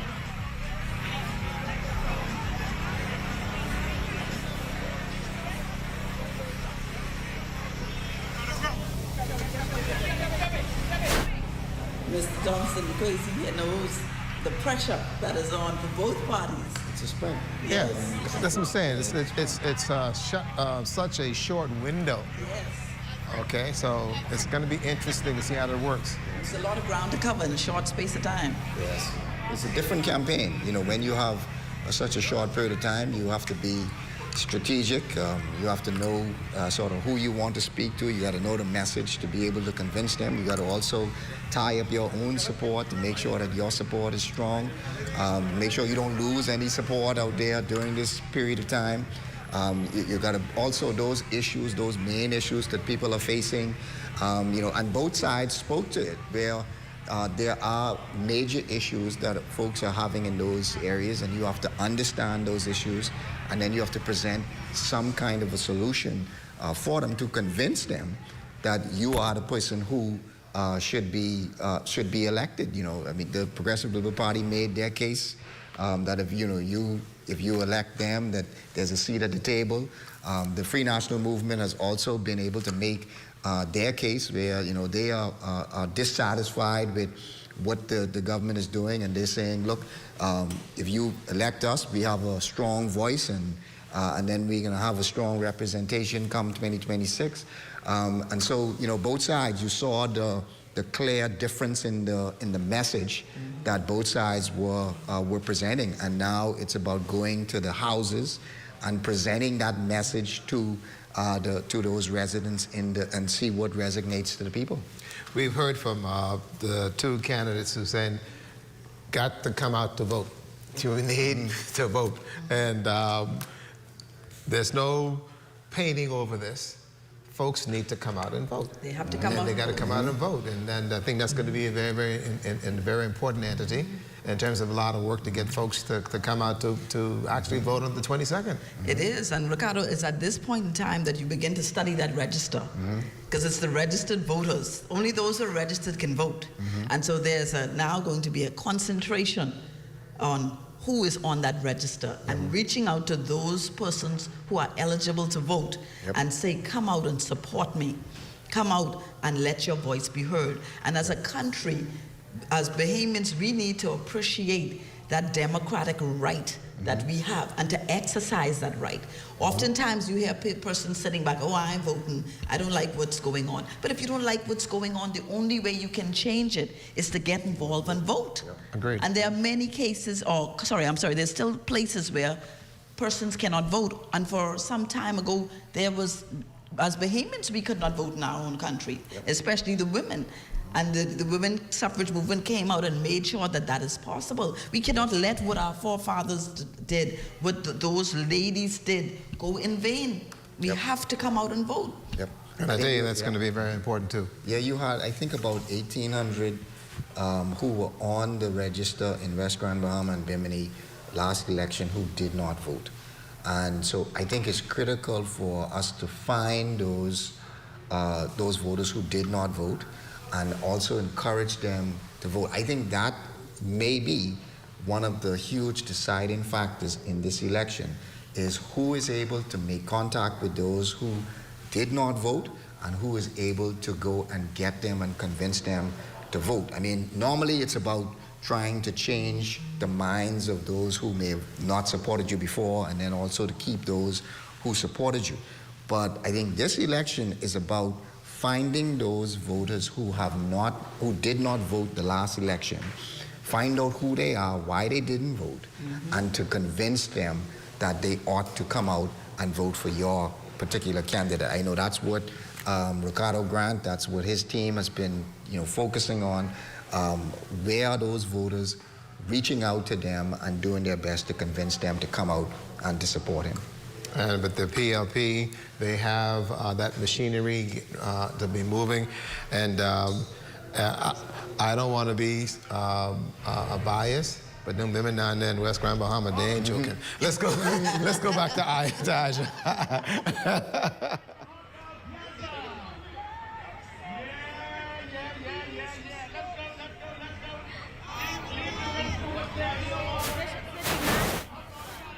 Progressive Liberal Party. Thank you so much for joining us. How do you feel about today? It's very exciting. This is very exciting. The support is just tremendous. I'm feeling really good. This is just historic, and it's good for Western and Bimini. This is just awesome. I'm feeling really good. Tell us about your candidate, the now nominated Kingsley Smith. First of all, I'm excited. I'm happy for him, and I know that he's the man for the job. He's fit for the job. He's a man that listens, as the Prime Minister said, and he executes, and he understands leadership. I think this is the best thing, not just for Western and Bimini, but also for the Bahamas. What are the supporters saying? I mean, I see a lot of you guys out here today. What are they saying about this? They're saying this is for Obi. We want to continue what Obi started. We want the legacy to survive. And I believe that there are other initiatives that they're going to add to bring plus to it. All right, thank you so much for joining us. And there you have it, a supporter, Bishop Sidney McIntosh, speaking to the late Obadiah Wilshcombe. He is the reason why this by-election is happening today. This nomination day is happening today. But of course, we are here, and we'll have all the latest for you coming up. Right back to you, Ricardo. Thank you very much. And I tell you, I stand by my word. When the first candidate came out, and Ricardo Grant, it was a cadre of women. And here we are with the Progressive Liberal Party in Kingsley, another cadre of women.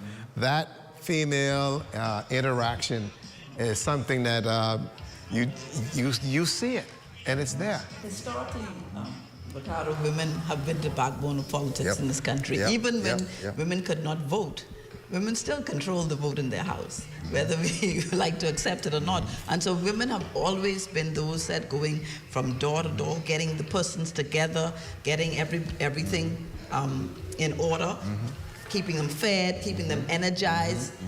It has always been the case, and I don't see that changing anytime soon. Yeah, women, I mean, they've now gone to the forefront now. And so you now have a number of very prominent women who have moved from the back and now have come up front. And I think that's also going to be important, again, to show that you look like the people who you represent. So that's important as well. I think look like we have another candidate that's coming in. I think that's Lincoln Bane. Yeah, it looks like Lincoln Bane and now coming in for his nomination, the coalition, right? And he's been. And again, again, you see the representation of his support and his supporters who are surrounding him. Okay, want me to go inside now? Okay. And I think also we have Tennille Burrows is there as well. Ramiko Knowles standing by. Ramiko, tell me who's next?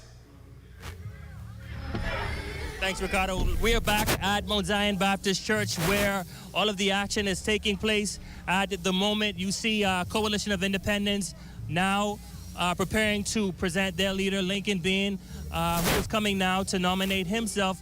But entering the doors of Mount Zion Baptist Church just a few seconds ago, Tennille Burrows, she is now inside speaking with the presiding officers, and she is now nominating herself. Coalition of Independents is now at the gate. Lincoln Bane, along with his supporters, now waiting on Tennille Burrows to finish her nomination process. Lincoln Bane now at the entrance of the gate here at Mount Zion Baptist Church. Two independents showing up moments apart, Coalition of Independents and Tennille Burrows. Tennille showed up a few minutes before Lincoln Bane. She was right behind the Progressive Liberal Party's Kingsley Smith, who was nominating just a few moments ago. But at the moment, Coalition of Independents leader Lincoln Bane now at the entrance of Mount Zion Baptist Church. Tennille Burrows inside of the church nominating herself. But she will now become an official candidate in the West Grand Bahama and Bimini constituency by election. But let's take you back to the front of the gate where Coalition of Independents leader Lincoln Bane along with party supporters are all standing by his side as he prepares to nominate himself on this day. Lincoln Bane, along with party supporters, all standing, waiting outside of the gate on Tennille Burrows as she completes her nomination process here in 8 Mile Rock.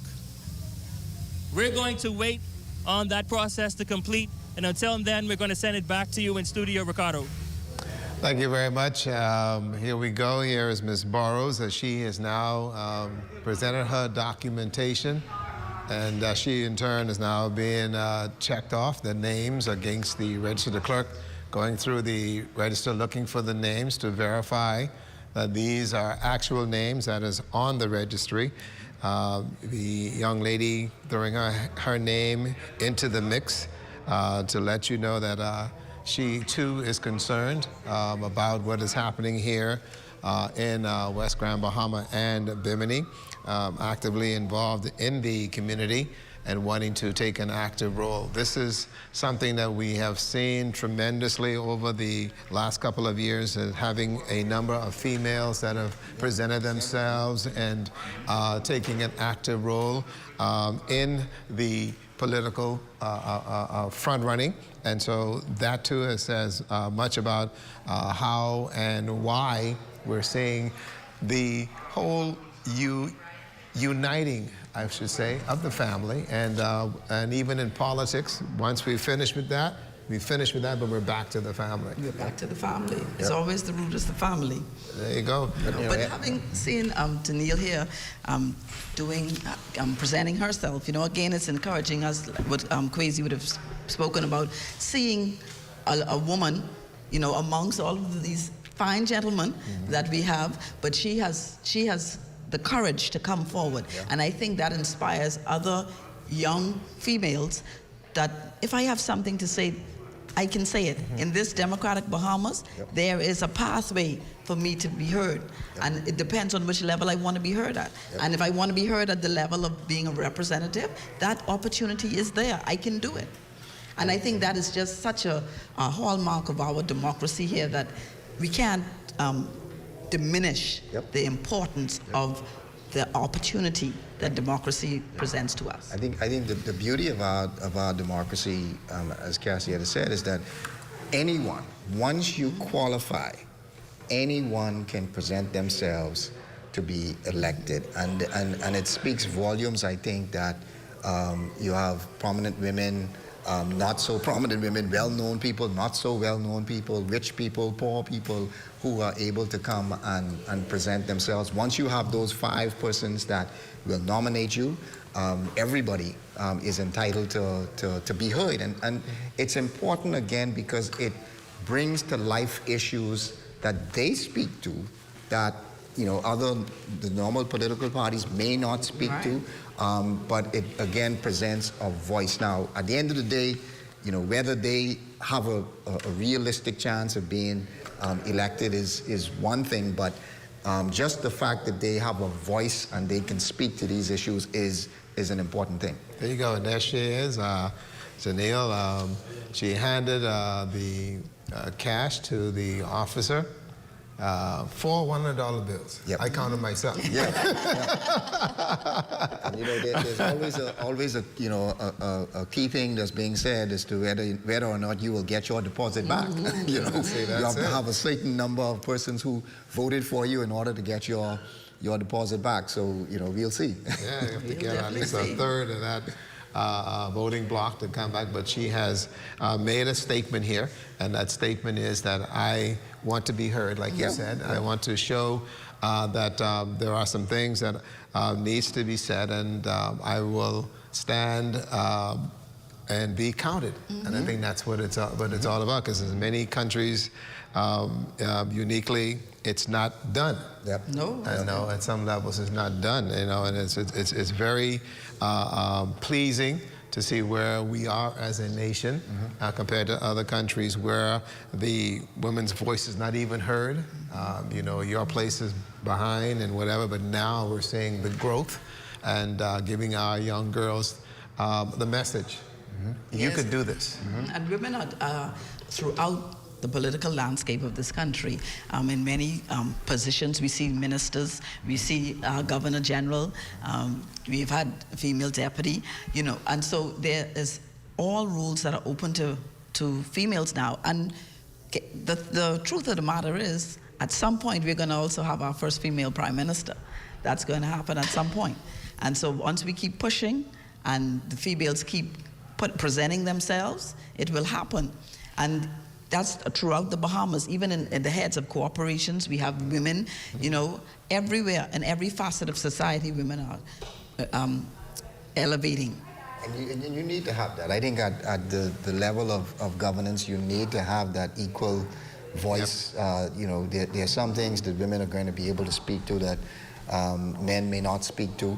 And so you need to have that voice there. I think it adds a great balance and it speaks volumes for equality. And you govern better when you have a woman and women who are sitting around the table with you. And giving you some ideas and making sure that that your head is clear. Yeah. Like my wife is telling me, you in charge until I tell you in charge. And you go through that. They say the man may be the head, but the woman is the neck that turns the head. So, there you go. And I want to say congratulations to Ms. Burrows, who has completed this process. She's just waiting now to get a signed receipt. I think she presented her paperwork. They checked. She's having a conversation now with Mr. Taylor in order to get the receipt. And as you can see, Mr. Taylor is now moving back over to the clerk and make sure that they have the right information that's necessary on that receipt, and make sure that she has presented the Bahamian currency, and so that she can get her name adequately added. It's a technical process. This is, you know, and for somebody who sat there, you know, even though you would have prepared all of your paperwork and so on, but sitting there, you know, you are sometimes a little nervous to make sure that you have everything that you didn't miss something. Right. And I think that's what's happening right now is the signature now being affixed to the receipt. I just wanted to make sure that, like you said, it's a legal process. Want to make sure that everything is in order. And there you go. It's now a done deal. She's now in the race. Candidate Okay. She has now been given a lane to run in this race for the West Grand Bahama and Bimini constituency race. And there she is. Yes. Yes. Young lady, you are officially in this race, and you will in turn get your opportunity to say the things you need to and have those concerns that you have in regards to your country, especially your island moving forward, and seeing some things to happen there. Again, the Family Islands is a very fickle kind of community where family knows family, and so we pride ourselves on that, all right? Because here in these islands, you could always go next door and get a loaf of bread and get some milk or whatever you need and go from there. But that's what we're into, making sure that the actual information and the opportunities given to each other is actually straight. She's a bit nervous, and so she's taking a few minutes to go compose herself and to make sure that she's in order. But with a smooth process to this point that we've seen, and so no hiccups, the information and documentation all being placed in the right place, and so that says much about how the planning, even though it was short notice, the planning that went into making sure this is happening has gone very smoothly. Great care. I think great care, and I'm sure the same with the Progressive World Party, but great care goes into the preparation of those documents.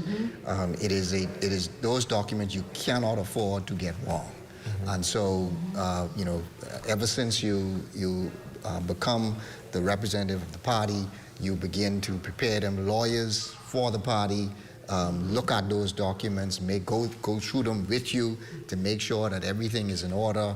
You know, in some cases, accountants go through it with you to look through it, to make sure that those things are there. You know, make sure all of the passports and everything are in place.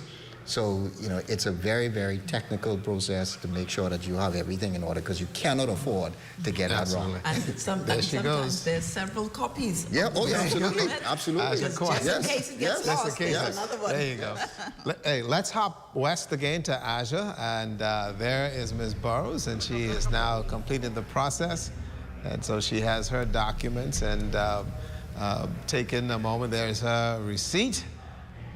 Got that backpack? Yep, put that up. Gotta make sure I keep that in perspective and understand that now that your name will be added to the ballot for the 22nd of November, you'll be able now to garner support and get the things that you want. Aja, take it away. Just exiting the halls of Mount Zion Baptist Church is independent candidate Ternille Tata Burrows. She is a Bahamian entertainment executive, advocate, and humanitarian. She has won numerous international awards and has traveled the world representing the Bahamas. And Ternille Burrows is now nominated officially and will speak with the media now on her process. How did it go this morning? It was seamless. I was able to hail some of our FNM, PLP, and COI and independent candidates along the way. I don't believe in tribalism. This is 2023. We the people believe that we are one Bahamas. We the people believe that I'm not a PLP, I'm not an FNM, I'm not a COI. I'm a Bahamian above and beyond all else.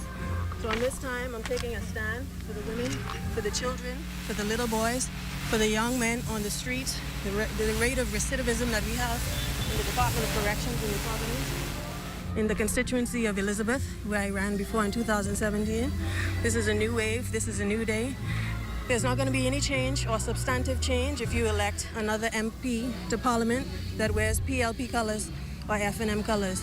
We need different, we need dynamic, we need someone to represent the youth and the children of this nation. They cannot speak for themselves the way that we can, so I will stand and say, as a hummingbird, I will represent the children. Is it more significant for you because you're the only female candidate in this race? It's more significant that I'm the only woman race. I'm going to say, if you want to vote for me because I'm pretty, I don't mind. At the end of the day, I want to recognize first and foremost the beautiful life of baby Bella, who 2 years ago was brutally murdered. And as a survivor of child incest, my father's youngest brother, Richard Burrows, molested me when I was 5 years old. And at the age of 12, I said I will never see that happen again. So every time a Baby Bella happened, a Marco Archer happened, the 2003 murders of the Grand Bahama boys, the young lady who was killed by her 33-year-old boyfriend in 2014 and shot 3 times in the head, Peter Higgs, who was murdered by his father. I stand for them today. And this is a unique opportunity for the people of West End and Bimini to elect someone that's going to make a change in the House. I am a hummingbird, and that means, based on an old African proverb, there was a forest fire where all the beautiful animals resided. And when that fire took over and consumed the land, the animals, the elephants, the raccoons, they sat on the sidelines in dismay. And they said to themselves, what are we going to do? Out of the corner of his eye, the elephant, with his big, long trunk, saw a hummingbird flying back and forth, back and forth. The elephant stopped the hummingbird and said, hummingbird, what are you doing? The hummingbird said, I'm taking a drop of water from the river to the fire. And the elephant laughed at the hummingbird and said, you ain't making no sense. That ain't gonna make no difference. Who do you think you are? And the hummingbird stopped for a second and said, I'm doing the best I can, and kept on flying. I am the hummingbird. You are the hummingbirds. And one day, that elephant and all the other animals are going to be inspired by us to do what we need to do to save this land. Janelle, you walked out with a drawing. Can you show us that drawing again and explain to us exactly what it was? This is a portrait my dad drew of me when I was 8 years old. I'm doing this because if I was my protector at the age of 5 when I was molested, this is my form of therapy, standing up for the children of the Bahamas, standing up for the children of the world. And this is an older drawing he did. You can see the change when I was probably in my early 20s. So it's just a tribute to my family, and he is an excellent father. I even used to wonder, when that happened to me, I wonder why my father doesn't treat me that way. I wonder why my father treats me like a queen and doesn't commit that kind of violence against me. And I never told my parents and my family until I was in my late 20s what happened. But we have a serious scourge of incest in this country, and that is what I call the devil, things like that being allowed to happen. We see a PLP MP now before the courts for rape. We see Senator Trevor Wiley, who was a fugitive, I don't know if they caught him yet, accused of sexually assaulting a little boy. If you don't want to elect another rapist to Parliament. Okay, and there again, Ms. Tanil Burrows, we do apologize for those names that have been called because of the legality aspect of it, having 2 attorneys with me here today. That gets your head spinning in terms of the accusations being made there by Ms. Burrows. And so we here at the Broadcasting Corporation of Bahamas do apologize for those names being called in some of the situation there. But evidently, you would have heard that Ms. Burrows is running for the Hummingbird and has her own agenda as far as her way forward and going from there. But keep in mind that we are not responsible for those names that have been called. We again do apologize for that. I understand the legality aspect of in terms of slander and some other things that can happen in this regards. But again, we do have a freedom for speech in the country, but sometimes we do end up finding individuals will go in a different manner. So we do apologize for that. And so we'll get back now. I believe that Lincoln Bane is about to enter. There he is. And let's go to Ramiko Knowles, as he will now enter and put his name in the hat as a candidate for the West Grand Bahama. Independence leader Lincoln Bane now entering Mount Zion Baptist Church along with the party supporters. The Coalition of Independence is a group of people joining together for different political parties. Their leader, Lincoln Bane, now entering into Mount Zion Baptist Church, where he is now preparing to nominate himself as a candidate for the West Grand Bahama and Bimini by-election, slated to take place on November 22nd. He is now inside of the doors, where he will present his money along with his papers to the presiding officers and the officials inside. Coalition of Independence leader Lincoln Bane now nominating himself as a candidate in the West Grand Bahama and Bimini by-election. Once again, the coalition is the joining together of different political parties or different candidates for a common purpose or goal, usually For a limited time, the Coalition of Independence mission is to educate, unite, and empower Bahamians to claim their birthright. Leader Lincoln Bane now inside, nominating himself as a candidate for the West Grand Bahama and Bimini by-election. We will speak with him once he exits those doors. Until then, back to you in studio, Ricardo. Thank you very much. And again, Lincoln Bane now presenting his documents, and will be able to get his paperwork done. Again, they'll go over the names on this application, and they will check against the register to make sure that the names that appear on that document are ratified accordingly. And you can see they're looking now just to make sure that the names of the individuals are there, just to make sure that that is done. That is the process that we've seen from earlier this morning from Ricardo Grant when he went in. Same thing with Kingsley Smith when he went in, and then just a minute ago, Mr. Neil Burrows, and she went and got her documents, as well as now we have Mr. Bane also getting his documents all sorted out as well. And again, his supporters sitting there with him, but the information there also being added. We also have with us now, back again, Osmond Johnson, a process you're familiar with, a process that is relatively smooth so far, and I believe no hiccups at this point, just verification in terms of names and making sure that those names do appear on that register. Indeed, Ricardo. Again, it speaks to our political traditions in this country. We expect for the process to be smooth, always, because unlike other countries in the region, we have a peaceful and smooth transition of power in the Bahamas. And I think it speaks much to the quality of our political system in that regard. Okay.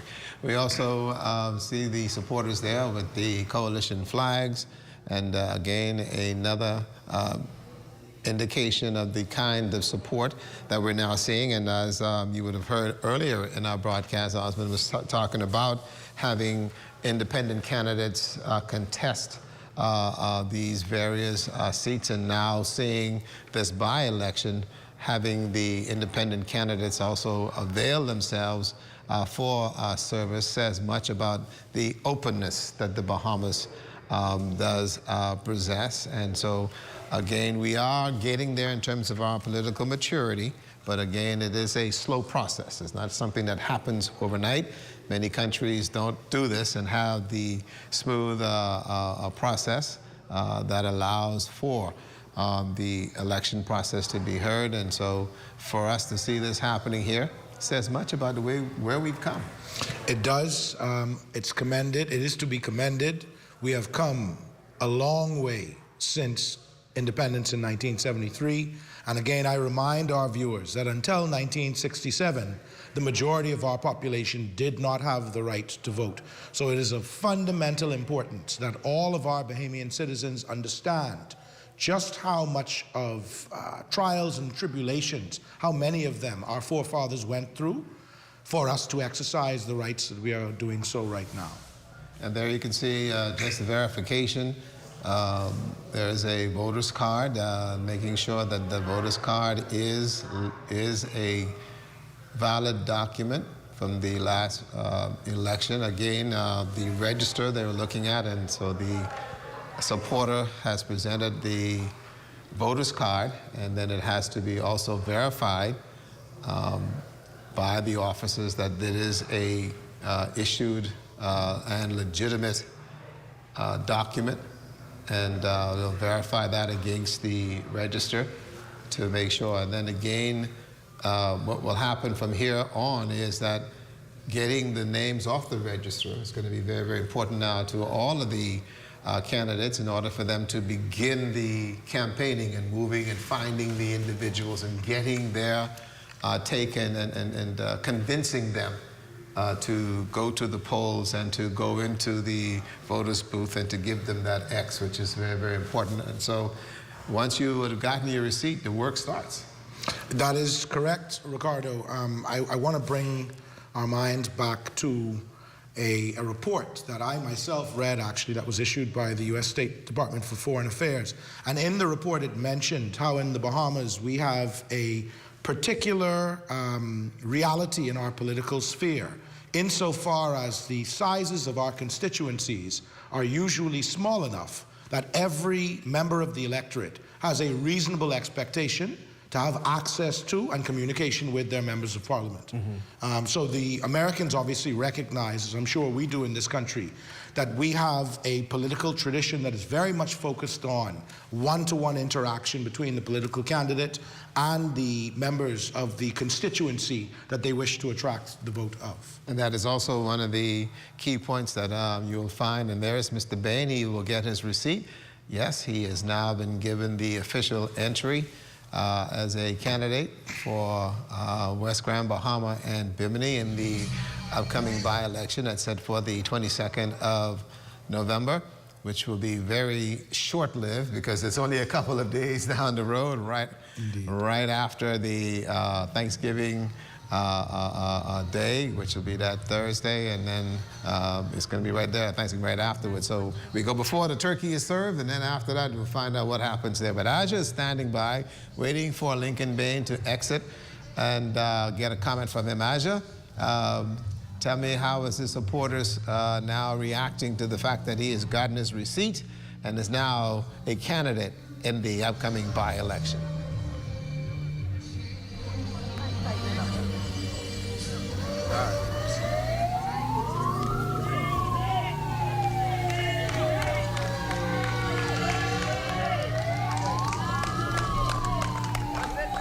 All right, leader of the Coalition of Independence has just exited the halls of the Mount Zion Baptist Church with his nominated paper. He is officially nominated as the candidate for the Coalition of Independence. His chairman at his right hand, Charlotte Green, also with him as he entered and exited the halls. In just a few moments, he will be briefing the media. Their slogan, "Change is here." They say change is about to come if he is elected as the next member of parliament for West Grand, Bahama, and Bimini. All right, so Mr. Bane, talk to us about the nomination process this morning. The nomination process was very smooth and professional, and we want to congratulate the parliamentary department for what they've done so far. We hope that the professionalism continues on to election. And how are you feeling heading into that election set for November 22nd? Based on our feedback on the ground, we're feeling extremely confident. People want change, and we are glad that this is an opportunity to bring change to this nation. Can you elaborate on your slogan, "Change is here"? Well, change is here means that we've been going through the same back and forth for 50 years. We are tired as a people of the same back and forth, making politicians rich every 5 years, and people want something different. We feel that the FNM and PLP are one. We actually see that they did the same thing this election that they did last election. When the snap election was called, when you woke up in the morning, you saw yard signs everywhere, just in different colors, like they coordinated it. Now out here you see flags, as if they planned that together, flags with PLP and flags with FNM. It's clear that the FNM and PLP have been working together to bamboozle the Bahamian people for 50 years, and now change is going to come. When I step my foot in that House of Assembly, there's going to be a spring cleaning. Amen. What are some of the sentiments you're getting on the ground from residents? On the ground, people are in pain and people are hurting. People have been neglected in this constituency for many, many years, not just the 2 years of this administration. They've been neglected. You can just take a drive around and look and see. People are relieved. Many people, even people who may not even vote for us, people are relieved that I came to town because me coming town has already brought change. So in essence, we cannot lose because we've already won by representing the people. All of a sudden, because I advocated for it since being here a couple of weeks ago, they're going to open administration building on the 13th. All of a sudden, since I pushed for it, they're going to open this school that they say has been sitting in limbo for 10 years. Ridiculous. They're now saying they're going to fix the police station in West End. Now that I spoke out about it, they're also now going to deal with the seawall. You know, I came, I spoke about the potholes in the road. They came in one day fixed the potholes. And what people are saying is that means they could have done it a long time ago. And so the same thing with the lights going down to West End. People have died on that road because there were no lights. I spoke about it, and immediately they put up the lights. So what the people need is a warrior to represent them. We thank Obi Wilscombe for his years of wonderful service, but now it's time for a different style of leadership. You're going to get a warrior who's going to represent the people. With those recent efforts and with the recent motorcades, etc., some people feel as though you're a dark horse in the race. What do you have to say about that? People say that I'm a dark horse in the race, but what I say is that the people of this constituency finally have a horse in the race. The people of the Bahamas finally have a horse in the race, someone who is going to fight for them, look out for them and not for party. Right, I'm not here to look out for the COI. We're an activist group, and we're only using the political platform because that is the way to bring change. But we are here to represent the Bahamian people and give us back what belongs to us. What about Bimini? We also feel confident in Bimini. A lot of the constituents down there are actually from Nassau Nassau and Freeport, and a lot of them live in the dorms, and our sentiments after being there and walking the ground is that they want change, and they're going to vote for change. Thank you, Mr. Bane. Thank you all so much. And that is leader and official candidate for the Coalition of Independents, Mr. Lincoln Bane. His supporters waiting outside the gate for him to exit the parking lot. They are chanting, "Change is here." You would have heard him just now. That change will come if elected as the next member of parliament for West Grand, Bahama, and Bimini. Now, earlier we would have seen the next independent candidate, Dquan Swain, who is waiting to be nominated. He will be coming in just a few moments. Of course, we are here on the ground, and we'll give you the latest on that again. Back to you in studio, Ricardo. Thank you very much. Wow, what a statement there by Lincoln Bane. Osman, I watched your reaction to some of the things he said in regards to change is here, and not a dark horse in the race, but you got a horse in the race for West Grand, Bahama, and Bimini. Very well said, Ricardo. I think that, first of all, I would like to say from a personal standpoint, I'm very pleased to see Lincoln's involvement. We need to have the energy and the force that comes from the involvement of a third-party option in this next election. What he has said, some of it is right. For 50 years, we have only had in this country one or two options, and it needs to change. There needs to be, in my view, some movement in our political landscape, and the only way that that can happen, Ricardo, is through the involvement of individuals just like Mr. Bane. Mm-hmm. And he made that very, very clear to the extent that some change is going to come, and he has been very vocal, like he said. As soon as he hit the ground, some things are going to begin to move. And he said something very, very unique, that when I get to the House of Assembly, house cleaning. Indeed. So in other words, he's already saying straight and plain, he is making that plan to get into the House of Assembly. And we cannot understate, Ricardo, the impact that a coalition of independents victory in this by-election would have. Although I must state that it's going to be very difficult for them to win the seat because of the fact that it's a traditional PLP heartland, because of the sympathy vote that's no doubt going to be given to the candidate, Mr. Kingsley Smith, I beg your pardon, on account of the long track record of the Honorable late Obi Wilscombe. But putting all of those factors aside, I think that the Coalition of Independents has a genuine chance to really shake up the political landscape in this country. And I think that it will have a profound impact on our entire system. It's going to be interesting to see how that all works out. The 22nd is a short period of time for campaigning of sort, and so everybody has to now hit the ground running as of today, because you need to make sure that you get those folks' names off that register and go out there and find them and talk to people and try to convince them to give you that vote. Indeed, Ricardo. Campaigning in this country is a hands-on approach. Bringing my mind back to my own experiences, you have to be willing to go out there and touch people every single day. You have to be willing to sit with persons and listen to their problems, listen to some of the issues that they raise, and not just in a perfunctory, superfluous manner. You must be willing to do so in a meaningful sense, to really reach out and engage with your electorate And I think that any of the candidates who are more prepared to put the groundwork and to take the time and effort necessary to really touch their electorate, I think that they will have the highest chance of success in this by-election. And I think that's been one of the key points that we've talked about for quite a bit, that many of our representatives have not taken that hands-on approach and gone out and, once you would have been elected, you forget, but, you need to understand that you need to be grossly involved in your community and with your people in order for them to know what's going on and see how it goes from there. We also, in turn, did hear from Ms. Burrows, and I know some eye-twitching, head-turning statements that she made in terms of that. And again, we do apologize for some of the names that were presented in her interview in terms of that. We don't want to get caught up in a slander scenario or find ourselves caught up in a legal matter in terms of that. But again, that's her thoughts at that point.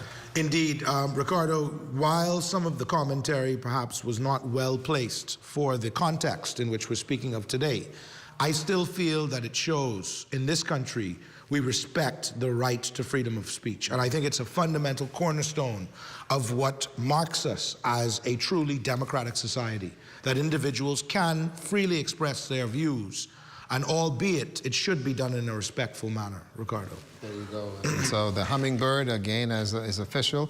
She will in turn be on the ballot on the 22nd of November. We saw Ricardo Grant also got his name officially put in as well. We also saw Kingsley Smith and a entourage for both parties that came in. PLP and the FNM came in and had all the various, they say the bigwigs. Yes. Or the big guns with them. They did. For their support. So that's what this brings. It brings everybody together, and it brings us again in this jumpstart scenario in terms of some action, and really the conversation has begun. You're right, Ricardo. And again, I think it really showed the importance that both of the major political parties place on this by-election. It is of note that both leaders of the respective parties were present, their chairmen were present, all of the key functionaries of the Progressive Liberal Party and Free National Movement were on the ground in West Grand Bahama for nomination day. And it speaks to the fundamental importance that this by-election has, not only in terms of the numbers in respect of the parliamentary seats that each party will gain, but also the message that it sends to the public about the groundswell of support that one or either party enjoys. So who wins this by-election, in my view, is going to speak volumes about the outcome of the next general election. Absolutely, and also what it does for West Grand Bahama and Bimini and all of us here on the island of Grand Bahama is that there will be quite a bit of activity.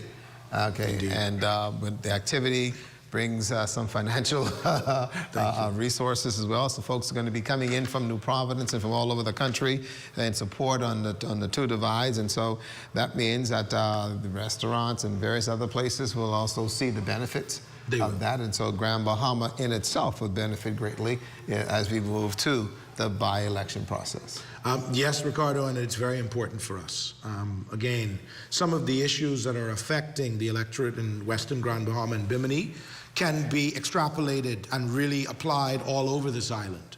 All of our citizens and the viewers today know that in Grand Bahama, we unfortunately have garnered this reputation of economic non-viability and of a struggling mentality. There's this time of trial and tribulation that we've gone through in Grand Bahama. And so, again, the election is important because it will bring into focus some of the individual needs and wants of our population. And I think that's going to be also, and then the conversations that will be taking place, and it's already started. I saw on the weekend and some of the eateries where ladies and gentlemen were sitting down. The conversation is starting, and oddly enough, it was great to hear the conversation about political attributes in what's going to be happening other than football. That was great for me this weekend. Indeed. And so it was good to hear people now beginning to talk openly. Yes. And beginning to talk about their take on what should happen and how they see the candidates in terms of where they're going as far as the parties and what they want to do.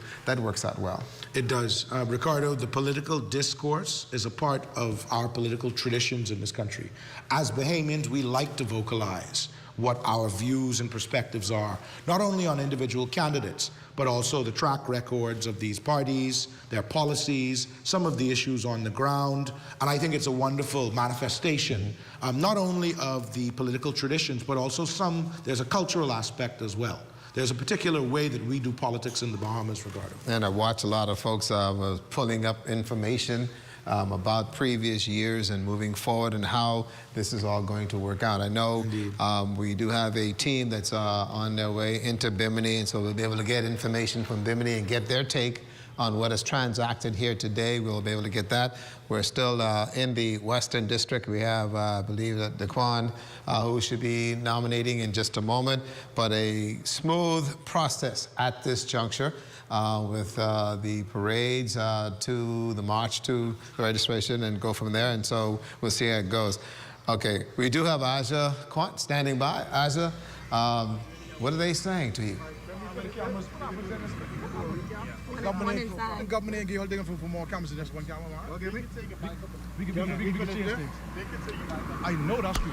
We are joined now by the Coalition of Independence supporter, Mr. Dexter Edwards. Thank you so much for joining us.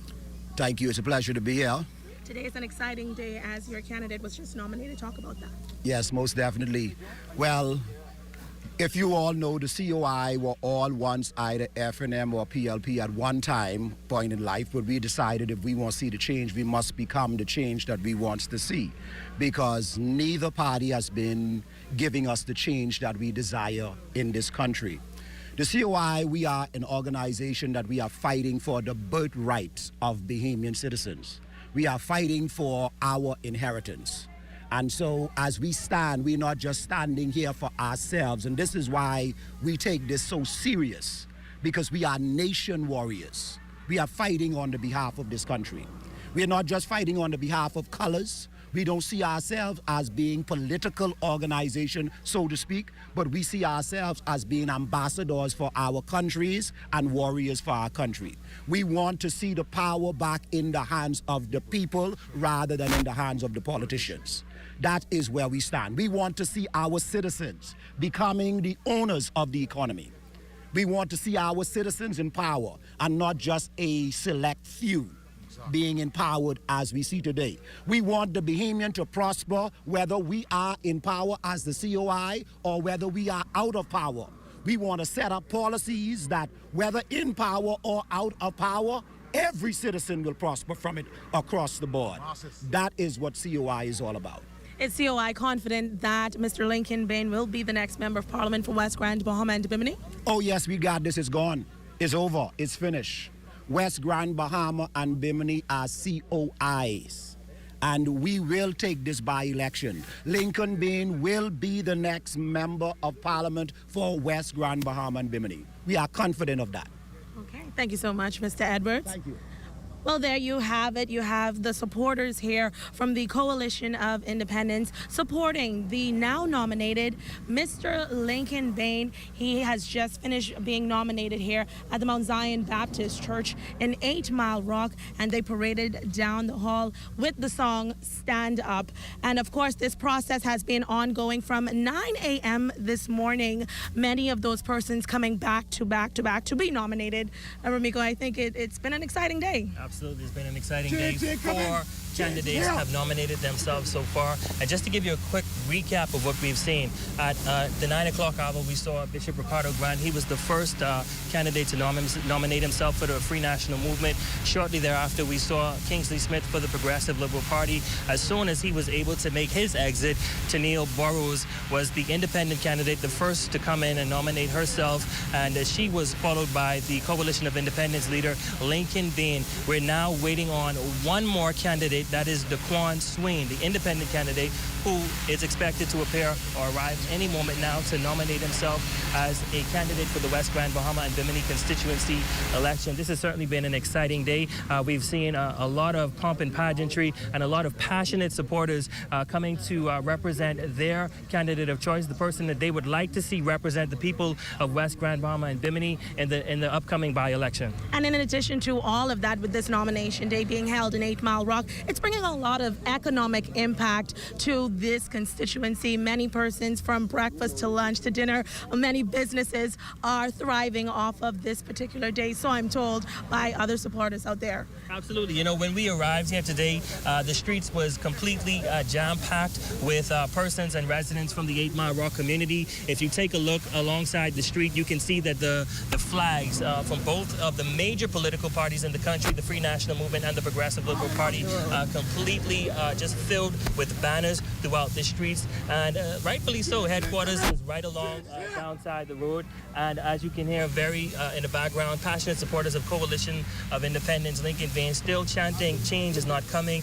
change is here. So far, 4 candidates have nominated themselves. We're now waiting on one more, Dquan Swain, who was expected to arrive at any moment now. And that will bring us to a close of nomination day. Yeah, and of course, they are the 5 we know about. Absolutely. But others can also nominate once they have all of the process that I would have spoken about earlier, from the papers to the at least 5 persons that are registered here in the constituency. They can also come and be nominated. So I guess we'll just have to wait and see. And so it's a waiting game here. We're live at the Mount Zion Baptist Church in 8 Mile Rock, bringing you all the action. And like I mentioned, we're waiting on one more. And as soon as he comes, we'll come right back here at the church to give you that coverage. Until then, back to you in studio. Thank you, guys.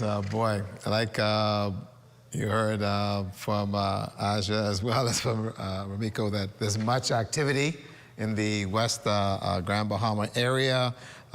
People are all over the place. Eateries and little small places are now benefiting tremendously. This will be an ongoing concern, Osmond, moving forward throughout the month until we get to the 22nd, which we spoke of in that regards. And then, too, just hearing the supporters in terms of the 2 parties that they were involved in, and the 2 gentlemen I know were involved in various parties and now making a decision to go with the COI. So like you said, there are opportunities here and people are now making candid decisions based on their beliefs. They are, Ricardo, and again, this is, again, what you spoke to earlier, the development of our political maturity. This is a manifestation of that development. Previously, hitherto, prior to 2011 and 2012, we only had a 2-party system in this country. And if we look at the political history, in actual fact, since the 1992 administration of the FNM under the Right Honorable Hubert Alexander Ingram, we've not had 2-term governments since then. Each government since the ending of the FNM tenure in power has been for 1 term alone. So there's clearly a lot of fluidity in our political system. There's an opportunity for these new parties to emerge and to actually gain seats and hopefully eventually overall power in this country. And so I say that to the public to encourage them to be more engaged with the political process. There's nothing set in stone. We have the opportunity in a democratic society to use our votes to put individuals in the positions of power that we feel will best represent our interests. And I cannot stress to the public enough how important that is at times just like this. And we're seeing it now because more than ever, you're getting individuals who have presented themselves as independent candidates, and then I could just imagine moving forward the number of individuals that we will be seeing coming to the forefront in terms of these kinds of positions as independents or joining up with other parties or whatever the case may be. But it is moving in the right direction. It is now giving us options. I think that's what we were talking about earlier. We need political options now on the table. You can determine what you want to do. We do. The Coalition of Independence is a good example. When they first emerged, they were more of an activism group as opposed to political party. And I still feel that they profess themselves to be activists, first and foremost. But the public cannot deny the impact that the imagery of this third party, the emergence of this third party, has had. The Coalition of Independence have made real progress in touching the hearts and minds of our people. And I think it's to be commended. Again, even if they're not able to win this seat, their involvement alone is a clear example of progression and this political maturity, as you spoke to earlier, Ricardo. And we've seen that quite a bit with Lincoln Bane in terms of how he's been able to be that agitative individual to start getting eyes to open up somewhat. And now we see the candidates here, Kingsley Smith for the PLP, the Progressive Liberal Party, also Ricardo Grant for the Free National Movement.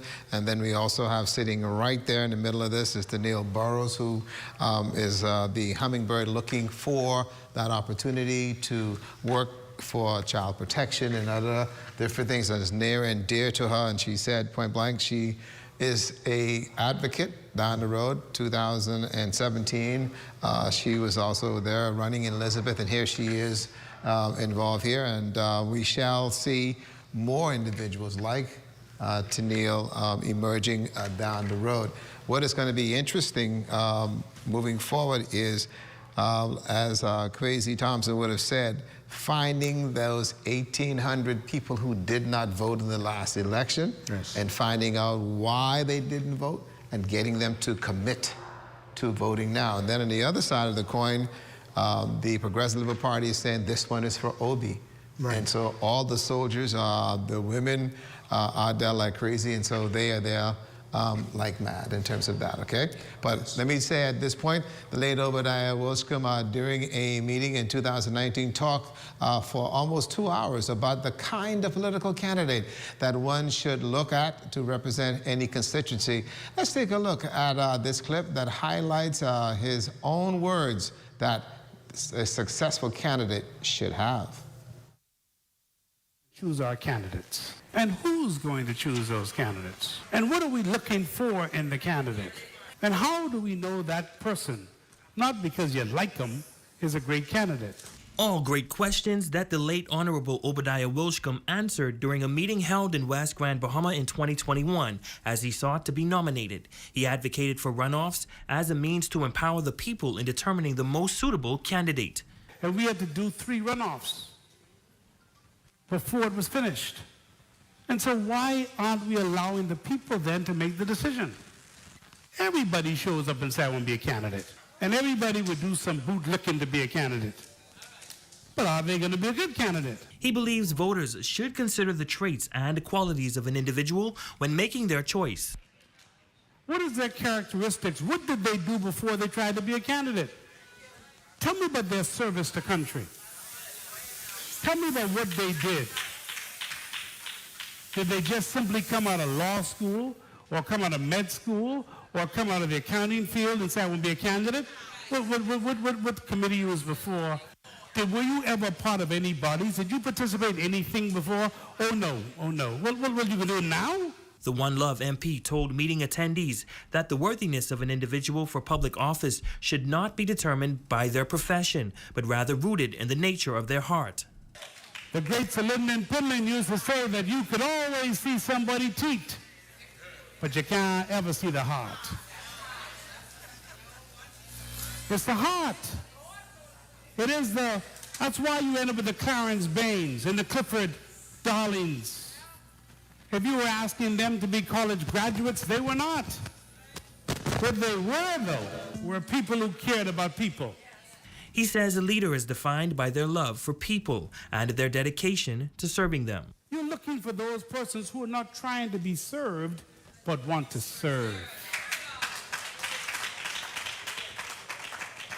So Grand Bahama, you've got to think about it. What is it that we're trying to build? What is it that we want in Grand Bahama? What difference do we want to make? Okay, as you would have heard the late Obi Wilscombe talk about candidates and presenting themselves, and Osmond, he made some points about candidates and what it takes to be a candidate, and like many of them today, they come and they're there to help, I would imagine so, and so once they've been screened or interviewed of sort, made a difference. But your take on what we've seen so far this morning in terms of the candidates? The candidates, in my view, firstly, for any of us who have any experience in politics, the major political parties, I am aware, have a very detailed vetting process of interviews, of background checks that they conduct prior to deciding on any individual candidate. So we are sure that the individuals who are preferred for candidacy are of a certain standard and caliber. Now, I do not know Mr. Smith, but I understand that he has a background in the law, and he also was previously a senior passport officer. As to Bishop Grant, I happen to know him, and he is someone who I would consider to be a high-quality candidate for political office. Someone who not only has a genuine interest in his community and the people, but he also is, in my view, a community-minded person who over the years has shown through his actions and his behavior in the community that he is someone who can be trusted with a position of responsibility. So I agree with what the late Honorable Minister Wilscombe said. You cannot just place anyone in a certain position. They have to be persons who are civic-minded. They have to be persons who understand the solemn responsibility that comes with sitting in this office, this high office. And they also, at the end of the day, Ricardo, need to have the interests, not of themselves, but of the people at heart. And I think that's going to be another important entity, people. And I think that's what we were talking about, and that's something that the late Obi Wilscombe spoke about, people, and making sure that you take care of the people. This is something he said many, many years ago, and I recall him always talking about taking care of the people. If you take care of the people, then the people will also take care of their families and friends, and then you will get taken care of in that regards. And so you'll always be a welcome addition to many of their homes, and go from there. So that speaks well about that. But what we're seeing so far this morning is the nomination process. In terms of how things went this morning, we start off firstly with Ricardo Grant from the Free National Movement. And he came with a entourage ready to get his nomination process sorted out. And you can see the jubilancy here of the supporters of the Free National Movement, and also the hierarchy of the party as well, in full support to give the full backing to Ricardo Grant, who is now officially has his name on the ballot, presenting his documents. This is an earlier shot before the nomination center was open. And so they were all outside having a ball. You can see the barricades there by the officers and ensuring that everything is in place. We can see the hierarchy there of the Free National Movement, all in support of Ricardo Grant, who is there on the side. And it's going to be interesting to see how he's able now to canvass the area. That's his home, the West Grand Bahama area. That's his home, and being able to convince family and friends of his will and continued devotion to protecting and also taking the people of West Grand Bahama forward in terms of their development, and also making a difference, I believe, in that area itself. And so he has got his work cut out for him. He understands that the West Grand Bahama district is not an easy place to operate from.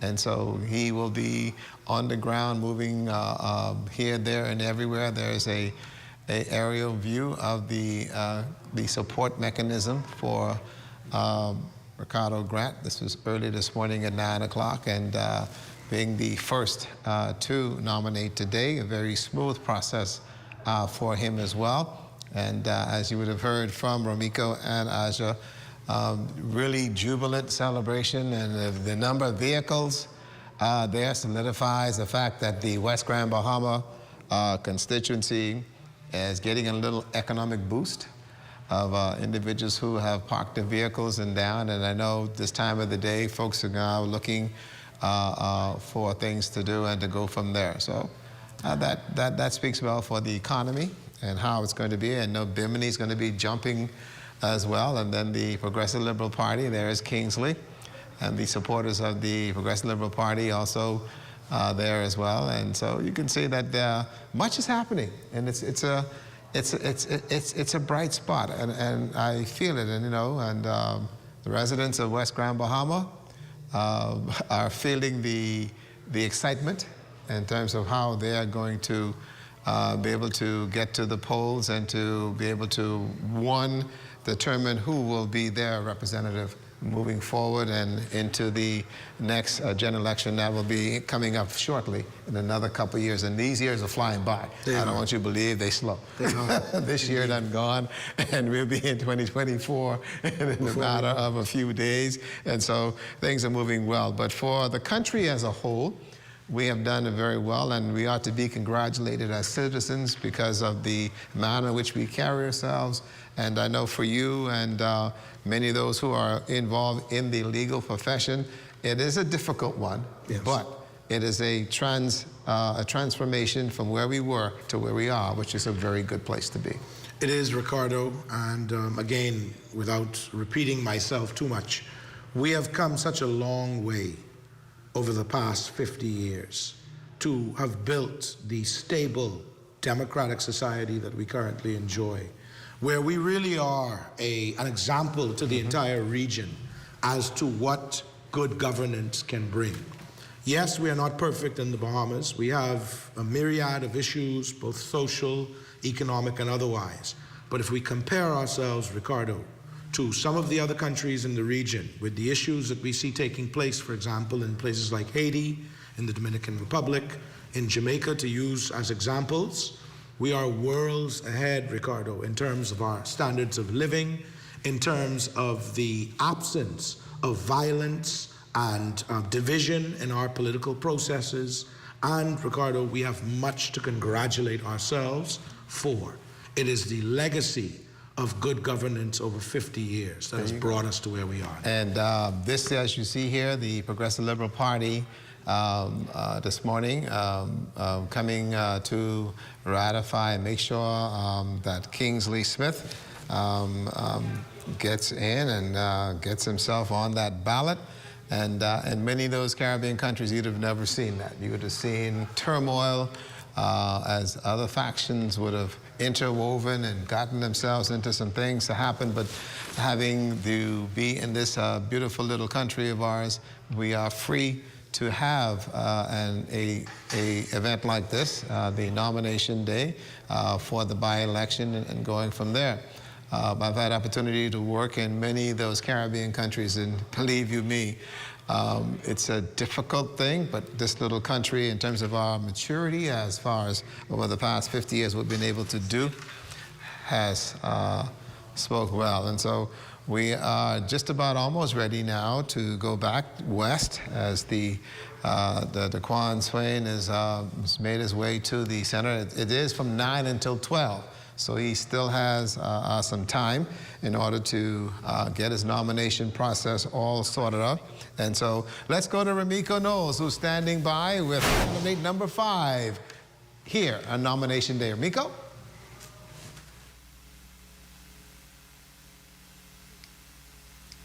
Thanks, Ricardo. Well, that moment has arrived. The final candidate has just arrived into the gates of Mount Zion Baptist Church. That is Dquan Swain.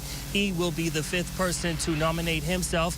He's accompanied by his wife, Candy Swain, along with a supporter, a single supporter, but he has just entered the gates of Mount Zion Baptist Church, where he is preparing to nominate himself ahead of the upcoming by-election. He will now go through the nomination process. Reading from his bio, Dquan Swain is an exceptional sales and financial professional, a motivational speaker, and an aggressive political activist in Freeport, Grand Bahama.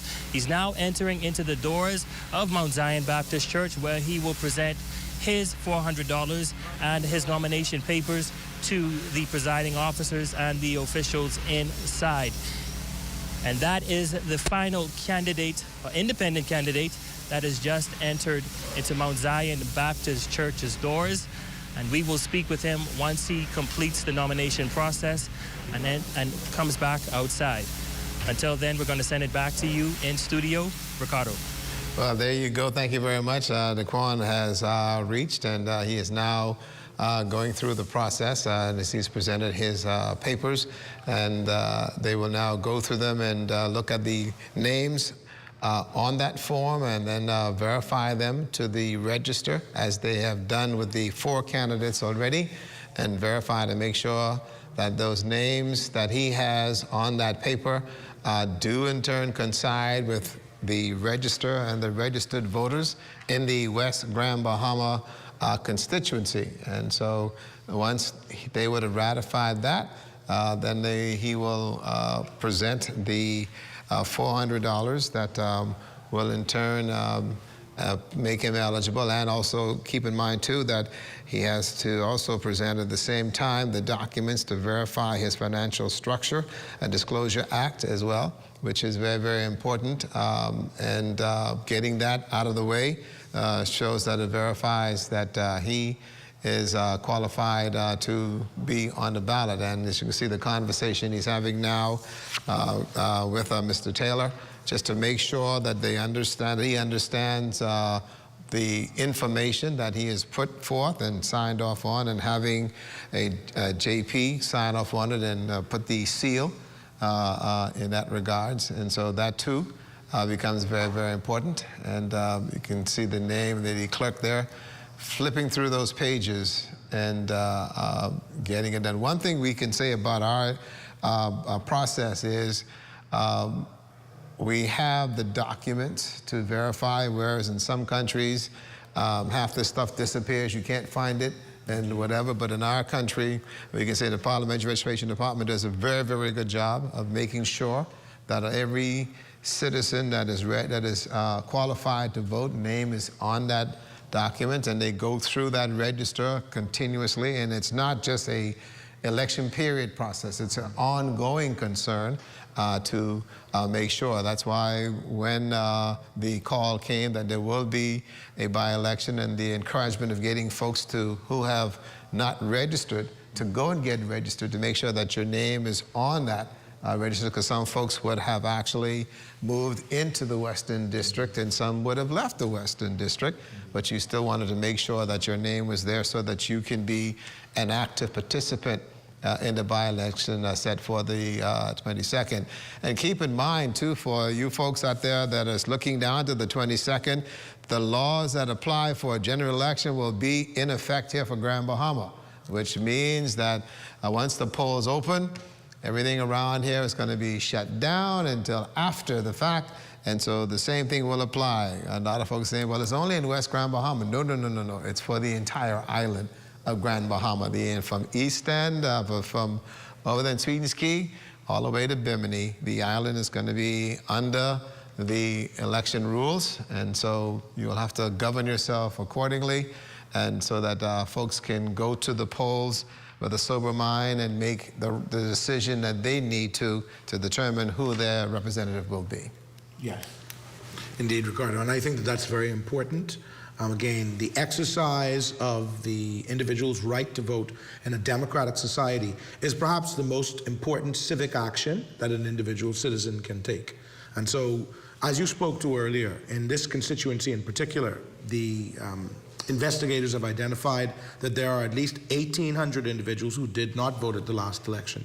So it is going to be key for both the major political parties as well as the COI and the independent candidates to identify this group and to try and attract and gain their vote. Mm-hmm. That may make the difference, Ricardo, between a successful campaign and an unsuccessful one.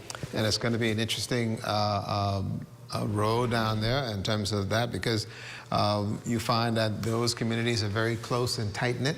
And so, and then some people have actually moved out of those areas. And so it's going to take a lot of work. And I believe that the 5 candidates that so far that have actually been in place here for the nomination this morning would have shown their commitment in order to make that happen.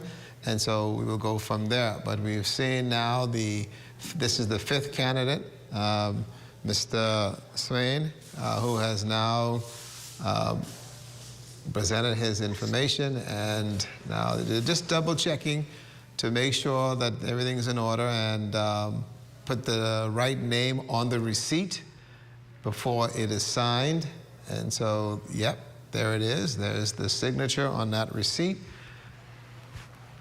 And making sure this document's in. Keep in mind, too, that the $400 deposit will be returned if the candidate receives more than 1/6 of the votes on election day. And if you don't get any votes, you don't get your money back. Indeed. So that's one of the key things. And there it is. It's official now. Dquan is now a candidate, and he will have his name added to the ballot. That will be on the 22nd of November. There he is. Very young man, went to St. Paul's Methodist College, and there he is. And Aja Quant is outside waiting for him. Aja, what does this take at this point? Independent candidate Dquan Swain has just been nominated in the halls here at Mount Zion Baptist Church. Dquan is 28 years old, which makes him one of the youngest to be nominated here today. He will be addressing the media in just a few moments, but he is accompanied by his mother and his wife in the halls. And here he is, Dquan Swain, officially nominated as a candidate for the West Grand Bahama and Bimini by-election. How was the process, Dquan? The process was smooth. They were extremely professional, and I think that we're going to have that same level of professionalism throughout the whole process. How are you feeling heading into the election now that you've completed the election, the nomination process? Listen, I am feeling extremely good, extremely good. The energy is high. We was working this morning. We came here to nominate, and we back on the road to work again. Because what's important is the impact we make on the residents. We have to make sure that our plans align with the plans that they want. And, we see a lot of the other, individuals now trying to race to do what we have been doing for years. We've been building rapport with residents for years. So now all we're doing is standing on that foundation that we have already built with the residents in West Grand Bahama as well as Bimini to know that, hey, listen, we still in this fight. We know we've been fighting, but let's just take this to another level.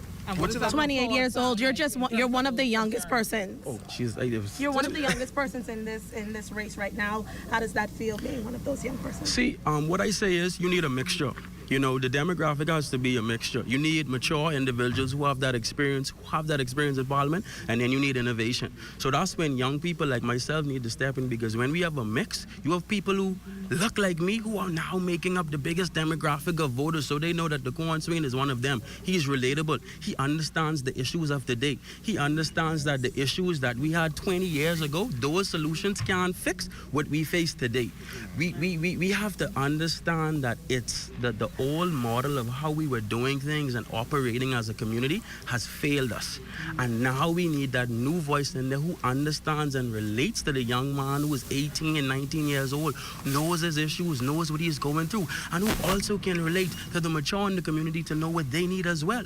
But again, that goes with building rapport with those residents. See, now everybody's now sprinting, trying to do it. We've been doing it. So now we're just hailing, hey, listen, we still here. Hey, listen, man, hey, we got your support. So it isn't now about us trying to find out who these people are. We know the residents. We know their issue. We're familiar with the issues of the business communities. We're familiar with the social issues in the area. We're familiar with the criminal statistics in the areas, and we know what we need. We're familiar with the lighting issues. We know what the problem is. You have a lot of people who talk about the issues. They talk about the issues, but they don't know how to solve the issues. Everybody wants to talk about the lighting issue in West Grand Bahama, but nobody knows why there isn't lights there. We know why there isn't lights there. That's why we have the practical plan to make it happen from day day one. It's one thing to talk about the issues, but it's another thing to know how to solve those issues and how to put practical steps in place to make those issues now, to make those issues from problems to now solutions. So that's really what we stand on, you know. All right. Thank you so much. Yep. All right. Thank you. And that was independent candidate Dquan Swain, 28 years old, one of the youngest in the race right now. And of course, Rumiko, he is one of the last of the 5 that we know of that would have been nominating today. But that doesn't make it the last person because more can come within the next hour or so. Absolutely, and they have until 12 o'clock, and this day will completely be a wrap for nomination day. But it's been event-filled day from the very beginning, from the 9 o'clock hour, where we, just to give you a quick recap, we saw Bishop Ricardo Grant coming in with his party supporters at the 9 o'clock hour. He was the first one. Shortly thereafter, there was Kingsley Smith, along with a crew of supporters, the nation's leader, Prime Minister, the Honorable Philip Davis, the Minister for Grand Bahama, the Deputy Prime Minister, the Honorable I. Chester Cooper, the Minister for Health and Wellness, Dr. Michael Darbo. So the host of government officials also coming in to support their candidate and their hopeful next member of Parliament for West Grand Bahama and Bimini constituency, Kingsley Smith. And then we saw independent candidates, Tennille Tadar Burrows. Then we saw Lincoln Bane, Coalition of Independents, come thereafter, while Tennille Burrows was here nominating herself. And finally, Dquan Swain, who is the final candidate, independent candidate, who just nominated himself, but may not be the last, as they have until 12 o'clock before this total nomination process and the day is complete. So it's been an event-filled day for both of us. For both of us, it sure has, Rumiko. And of course, I mean, this is only the beginning. This is the first official step towards the West Grand Bahama and Bimini by-election that will be on November 22nd. So I gotta keep my flats on, Rumiko. Absolutely, but that's going to wrap it up for us here at Mount Zion Baptist Church for nomination day, a crucial part of the electoral process, and that is a complete wrap for us here. And then it's been an exciting day, and we're going to continue to bring as much coverage as we possibly can while we're on the ground. But as we do believe that is the last person that will enter into these doors, as it's just moments before the 12 o'clock hour, and this day will be a complete wrap. And so until then, we're going to send it back to you in studio. For Ajaquant, I'm Rumiko Knowles. Thank you guys so much for tuning in with us, as it has been an exciting day for both of us on the ground here at Mount Zion Baptist Church. Back to you in studio. Thank you very much, guys. Great job down there. And let me tell you, Osmond, this has been an interesting morning. We spoke earlier about that youth block and how it's going to be essential to find out whether or not our young people are going to come to the call. You heard Dquan. He wants that young bloc to come out and support him and to make some things happen. And this whole new concept of individuals engaging in the political process will then give a better understanding as to what's happening really with our voting blocks here in the country. Entirely agreed, Ricardo. And I just want to add how encouraged and pleased I am to see the involvement of Dquan Swain, a very, very young candidate. In fact, I believe he was the youngest of the 5 who nominated or who confirmed their nominations today. That is an example, Ricardo, of what I spoke to, of the involvement of the youth bloc in the political process. Dquan is representative of the active involvement of our youth in the political scene, and I think that it should continue. More young people should take an example from what they've seen this morning from this young man and should actively engage themselves in the political process, because that is how we become civic-minded citizens, but not only civic-minded, individuals who are willing to take the necessary actions to manifest our views and our desires and our wants, things that we want to see come to fruition in this country of ours. And I tell you, it has definitely been that, and we have seen and heard this morning quite a bit in regards from individuals, the individual candidates who are going to be on the ballot on the 22nd of November, and it should be a very interesting race, which is going to be a short one to the finish line, but for the most part, it has been a good one. I want to thank you, Osmond. It's been definitely a pleasure to have you with us today. And I also want to we want to extend our gratitude to all of you who have actually tuned into our special live broadcast as well. This has been a wonderful morning for all of us here. And we also want to invite you to join us November 22nd for comprehensive coverage of the 2023 West Grand Bahama and Bimini by-elections right here on the ZNS network, where only the sun covers the Bahamas better. I'm Ricardo Lightbourne. It has indeed been a pleasure to be with you early this morning and into the midday hour. And for our entire team, those down there in the West Grand Bahama District and here in the studio, it has been a wonderful day. You guys out there have a great time, and thank you again for tuning in.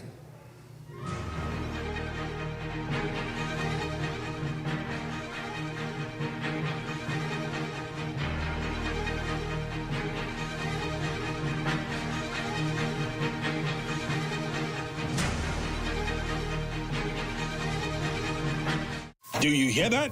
That's Jonkanoo. And that means that the Boxing Day and